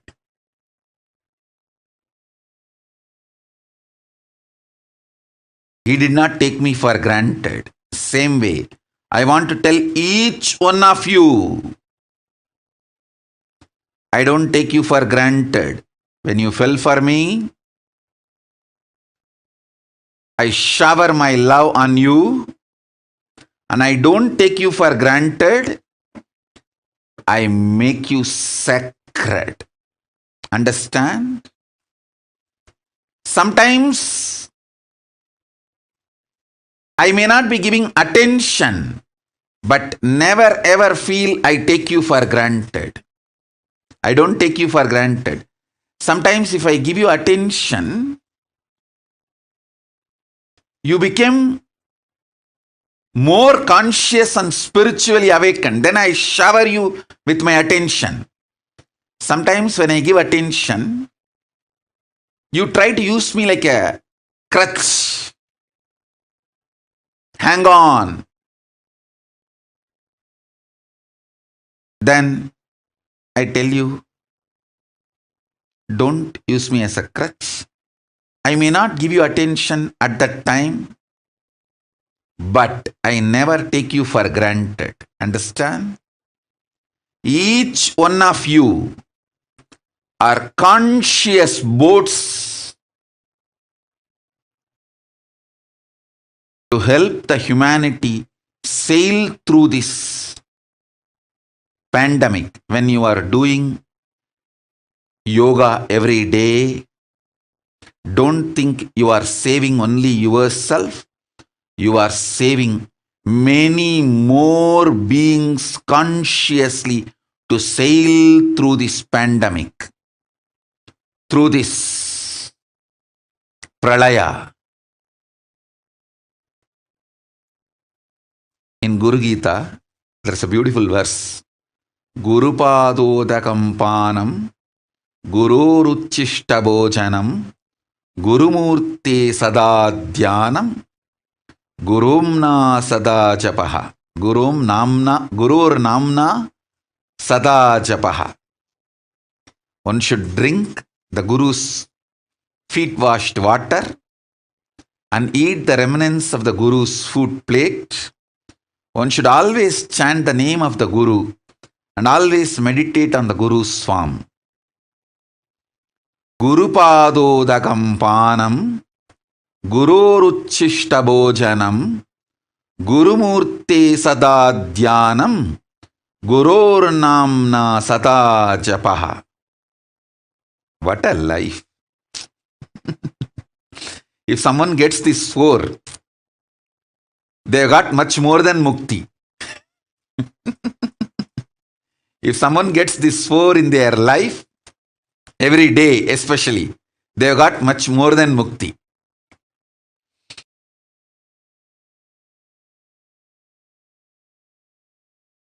Just remember this one powerful cognition. This Mahavakya puts me in samadhi This is spiritual lullaby for Samadhi and Suprabhatam, wake up song for Paramashiva in me. For Paramashiva to manifest. With this one spiritual powerful cognition, chant this Mahavakya. Om Nithyananda Paramashivoham. Om Nithyananda Paramashivoham. Om Nithyananda Paramashivoham. Om Nithyananda Paramashivoham. Om Nithyananda Paramashivoham.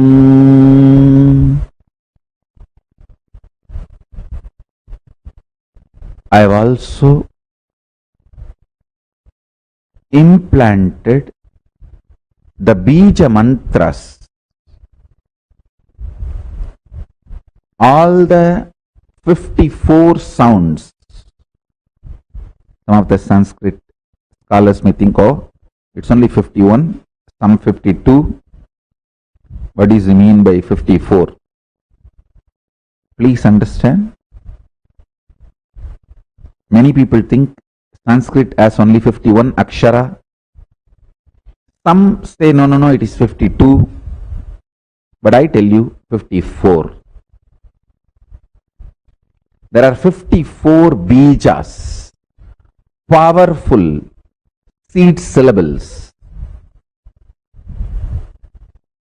I have embedded them into this Mahavakya and has manifested the various versions of Mahavakya, which I will be sharing with all of you in further satsangs, like Om Nithyananda Paramashivoham. When the Devi Bija, Parashakti Bija is embedded, Om Hrim Nithyananda Paramashivoham. When Ganapati Bija is embedded, Om Gham Nithyananda Paramashivoham. So with each bija mantra, this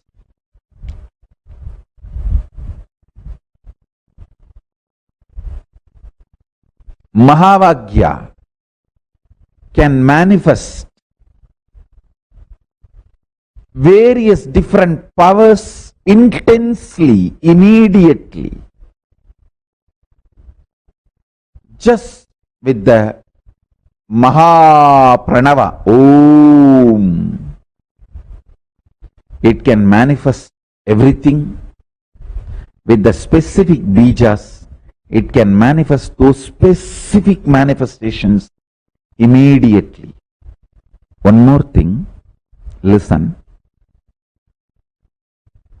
When I said there are 54 sounds, there are some sounds which can never be written, which can be which can't even be uttered. It can only be manifested as a vibration. It can be transmitted from guru to disciple. That sound is called Anahata Dvani, uncreated sound. Uncreated sound. Ahata means two objects hitting. Even your tongue hitting the air and producing a sound is ahata.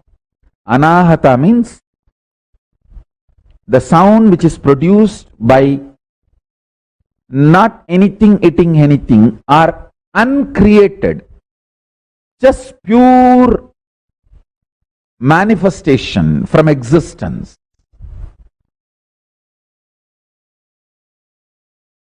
The process we are going to do now is called Chit Jada Grandhi Vedana. Means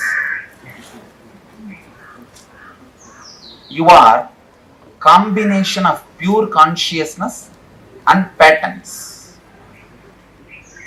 Your patterns are no independent life. They can become alive only if your consciousness is in the body. Am I right? Can you continue to smoke or struggle with your anger if you are dead? So only because of your consciousness existence, because of your consciousness, your patterns are empowered. Same way, you don't exist just as a consciousness, patterns. Even you seeing you and me are different is a pattern. You and me are separate is a pattern. So still the patterns are there. It means as on now the reality is you are together. You are totality of consciousness and patterns. As I said earlier, I cannot complete your patterns layer by layer, one by one, but I can put fire on your patterns. That I have a freedom. But as an enlightened ethics, I cannot complete your pattern. It's your free will. But I can put the fire on the whole thing. Means I can use my presence to create a distance between you and your patterns. Chit jata krandi betana means cutting the knot which connects your consciousness and pattern. Most of the successful leaders experience this chit jata krandi vedana. Only then they can handle the stress or the responsibility of others.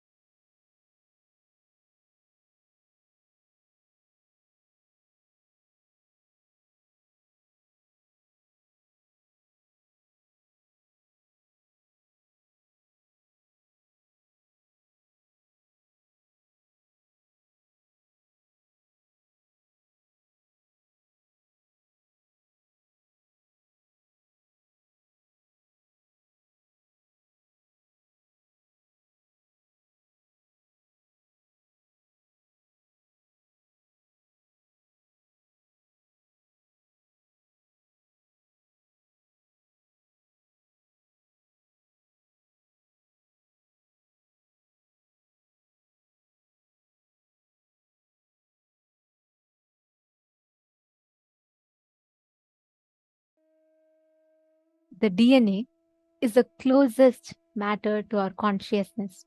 Swamiji revealed one of the most powerful signs in the session, right?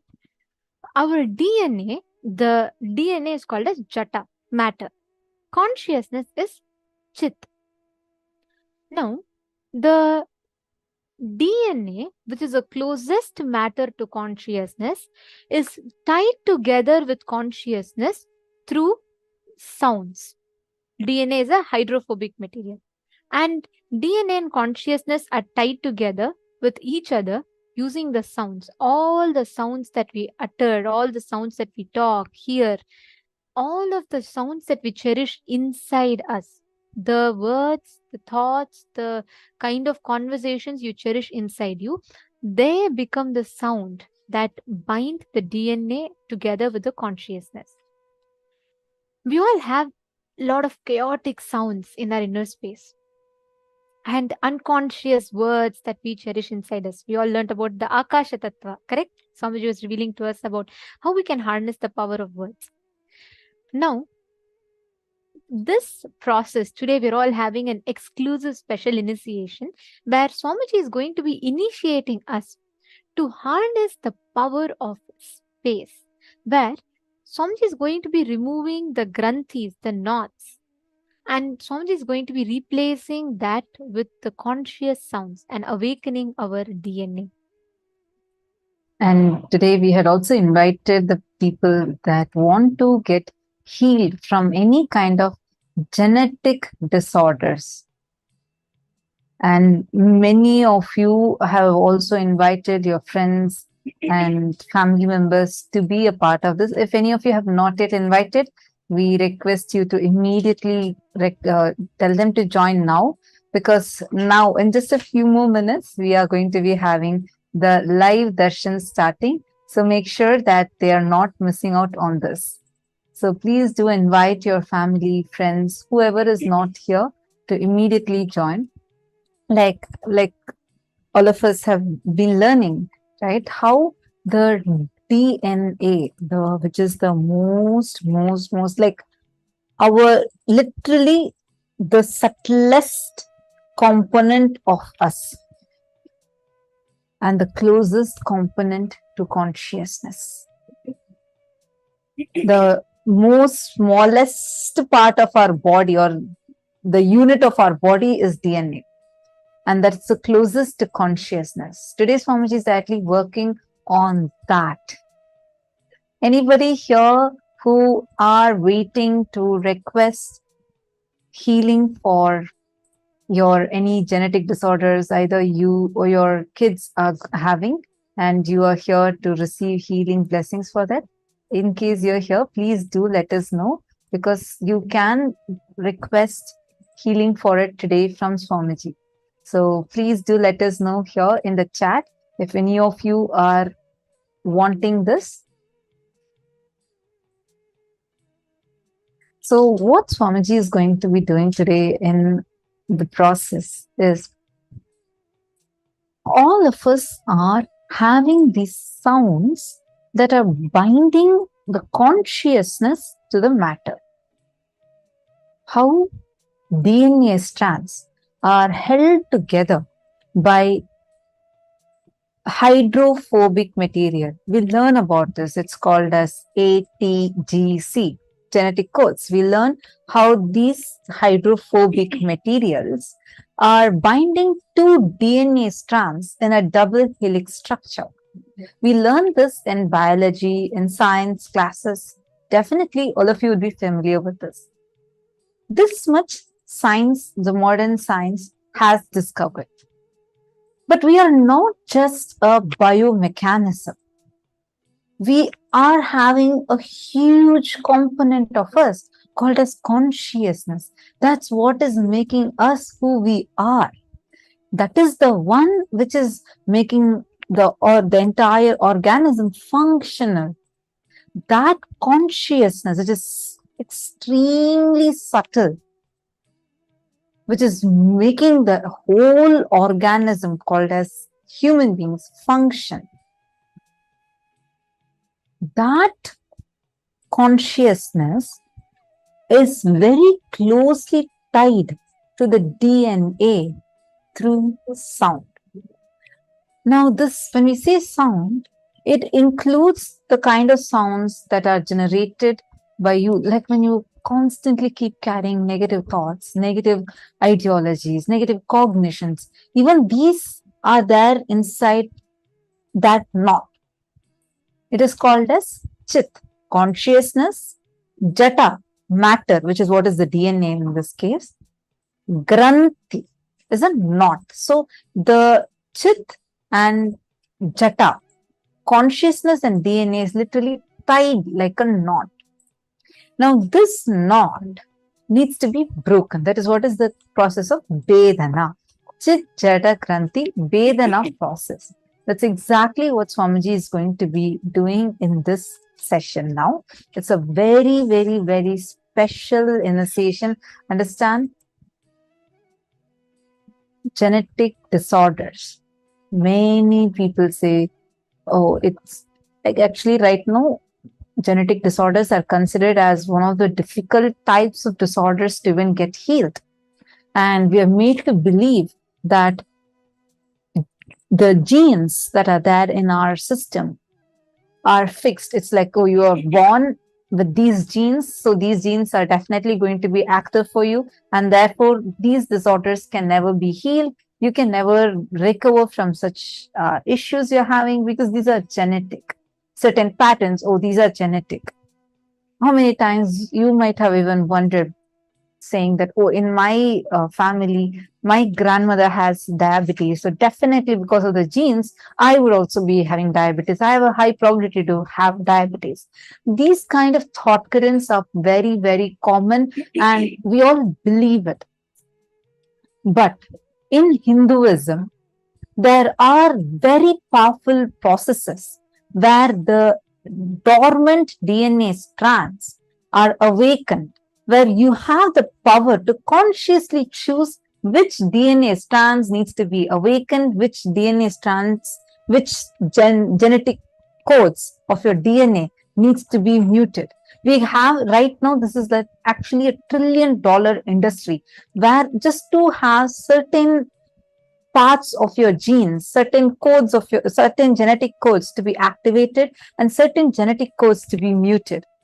But we have had this science for thousands of years and which is there available in our scriptures. But unfortunately, we have lost access to them. It is Swamiji, the Supreme Pontiff of Hinduism, who has revived this science and gifting the science to all of us through the process of Chit Jata Granthi Vedana process. Normally, all of us have less than 3 strands of our DNA awakened. There are totally 12 strands in our DNA. Less than 3 strands are only awakened for us. Only when the 12 strands are also awakened, you only for an incarnation, all the 12 are awakened. Recent studies are showing, it's called as the study, there's a field of biology which is called as epigenetics, which show how there is a possibility where using certain techniques, your thoughts, your environment, the places where you're grown up, and the kind of cognitions that you're made to cherish, the belief system that you carry, based on all of that, you have the ability to have certain genes expressing and certain genes to not express through you. And this has been a groundbreaking discovery, and the whole scientific community is shocked and astounded by their discovery on the subject. But even before the epigenetics came into existence, even before that epigenetics became popular or the scientists discovered this, Swamiji had already started giving the initiation of Chit Jata Granthi Vedana process. Understand? Why do we need to awaken the DNA in us? Swamiji tells that the DNA literally is like a wormhole which will literally have the access for you to go back to all the lives from the very first time that you came to planet Earth, the first amoeba that you were, like the single cell, from that time till now, all the births that you have had, the knowledge, the talents, your capabilities, your abilities, everything is stored in your DNA. You heard it right. Which means right now, let's say, for example, one of you are in a few janmas before, you were a warrior. You had that best health and best physique in the body. That ability, that memory is still stored in your DNA. Awakening of DNA gives you the access to all these, and especially when an avatar himself is reprogramming and awakening your DNA, Swamiji is literally going to give you the best of all that you had, the best of all the abilities that you garnered through multiple births. And Swamiji will reprogram it with the highest powerful cognitions and make your DNA super DNA, which means the ability. We see, all we tell about indigo children, we tell child prodigies, or sometimes we tell sometimes kids remember their past lives, but they happen as an accident, which means it's a miracle. But Swamiji has given the exact science of how the DNA can awaken.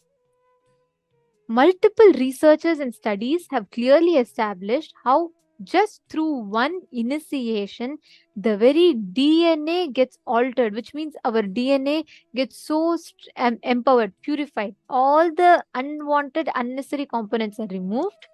Swamiji awakens all the extraordinary abilities of the past. Like Swamiji tells that when you were in your fish body, you were able to swim. That talent of swimming, breathing underwater is stored in our DNA, in some compartment of our DNA. So when Swamiji awakens, he's going to awaken that possibility, that power back to us for us to be able to express it in this body. This is what is called as super DNA, where all your past capabilities, functions, abilities, all of them are awakened. But Swamiji deletes all the unwanted, unnecessary, like, let's say the genetic disorders or something that carries. All of that Swamiji heals. Swamiji awakens these extraordinary abilities which will be useful for you. And Swamiji adds the consciousness of Paramashiva, the ultimate powerful cognitions in your DNA, and literally gives us like the best thing for us to start manifesting using our DNA. So that is the exact process that all of us are going to be receiving today. We're all going to be receiving this initiation, and let us all get ready for receiving this initiation. Today, we're having the darshan of Sadanritta Murti, Chandatandava Murti, Sandhyanritta Murti forms of Paramashiva. These are all the dancing forms of Paramashiva. Today, we all learnt about the Ananda Tandava, right? Where Swamiji is explaining the principle, the Mukti Tattva of Nataraja, where he goes on dancing, dancing, dancing. Even when his anklet falls, he doesn't stop. He doesn't pause. He never waits for perfection. He's the ultimate perfectionist. But he never waits for the perfection to happen. He goes on dancing, dancing, dancing. And that's why Swamiji explained the whole incident where the Adishesha himself comes, Vasuki himself comes and he coils around Paramashiva's leg as the anklet. Never waiting for perfection, goes on doing the Tandava, Ananda Tandava. It is that form of Paramashiva which is Sadanritta Murti, which is also called as Nataraja, the very form of Paramashiva that is in Chidambaram. Today, we are all going to be receiving the darshan of these forms of Paramashiva. We will now be chanting the Dhyana Shloka of the Sadanritta Murti form of Paramashiva. So let us all get ready, and we are going to be having the darshan starting very, very shortly. We request all the participants to quickly settle down. Now we are going to be chanting the Dhyana Shloka, which is the exact description of how the deities are as per the Agamas.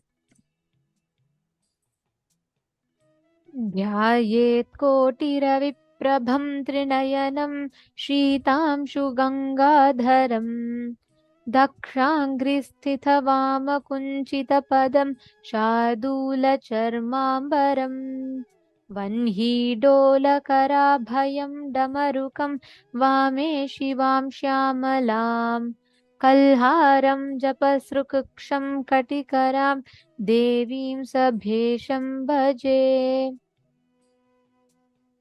I meditate on him whose brilliance is crores of sun, who has 3 eyes, who holds Ganga in his locks, who has his right leg situated, left leg bent, wearing the leopard skin as his cloth, holding the fire, having Abhaya Mudra, the Damaru in his hands.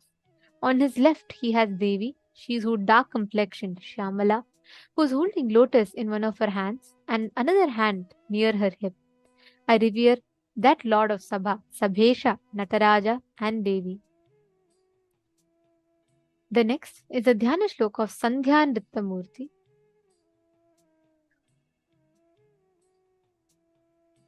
Chaturbhujam Trinetram cha Jata Makuta Bhushanam Abhayam Damarum Savye Vame Pincham Savismayam Apasmaram Bina Pithe Vamaghraya Kunchitam Sthitam Urdhve tu Dakshinam Padam Upasangavyanugam Dhadat Tatpadam Kunchitam Vatha Sarpakankana Bhushitam Sandhya Tandavamevam Syat Varnadhif Purvavad Bhavet.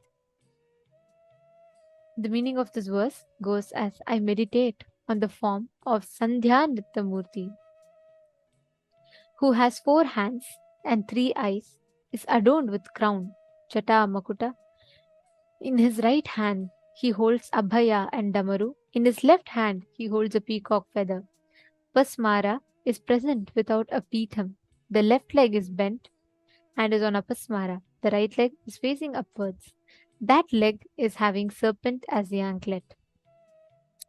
Now, all of us are going to be receiving the darshan of this very form of Paramashiva as Sadha Nrittamurti, Sandhya Nrittamurti and Gauri Tandava Murti, all these Chanda Tandava Murti forms of Paramashiva. Like Swamiji was explaining, this principle that Nataraja represents through the Mukti Tattva, the principle where he goes on performing. He never waits for perfection. He just goes on doing. This just reminds me of how Swamiji was. When Swamiji started, how Swamiji is, but how Swamiji was exactly when he started the whole mission.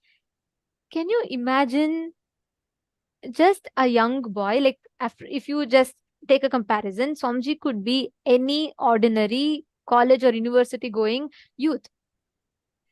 How would you visualize a typical youth in your country in his 20s to be like? Could you all post in the chat? And what were you doing when you were in your 20s? We request every one of you to take a few minutes, go back, remember, and post what exactly you were doing when you were in your 20s. Probably we would all be struggling, like making a choice whether which college I should choose or just starting with our career and deciding what career path should we be choosing. And where if you should progress on your education further, what courses you can take, or you want to go to your career. Swamiji was just in his 20s. And just then Swamiji had, the whole Parivrajaka was over. Swamiji had realized his avataric mission. When Swamiji started in the banks of Kaveri river. There was not even a roof over Swamiji's head. Swamiji tells that the first structure that Swamiji had in Avatipalayam, Erode Adinam, was only a 3-sided roof. And Swamiji was just sitting there and giving healing. That was Swamiji. But when some of the devotees, when Swamiji was revealing his vision, at that time, Swamiji was a boy from a remote village in southern India who did Parivrajaka, 9 years of Parivrajaka, and Swamiji settled there after his avataric mission realization. Even the mission has not started, even an Adinam is not built. There was not even a permanent roof over Swamiji's head. But at that time, Swamiji declared, the vision Swamiji gave was not, I should build an Adinam, not that we should, there should be thousands of people. No. Swamiji declared at that time, we should create a Hindu nation. We should have our own currency. Even when I remember that sharing from the devotee who was there around Swamiji, who had the fortune of being around Swamiji in that moment, it just gives me goosebumps. Imagine so many of you posting what each of you were doing when you were in your 20s. Mohini Lata has posted, I was working. My father was the only breadwinner. I was living, Ma Gokila said, I was living on a fast lane. Working, Ma, fly responsibilities. Okay, Ma Sonia was posted, I was having career, school.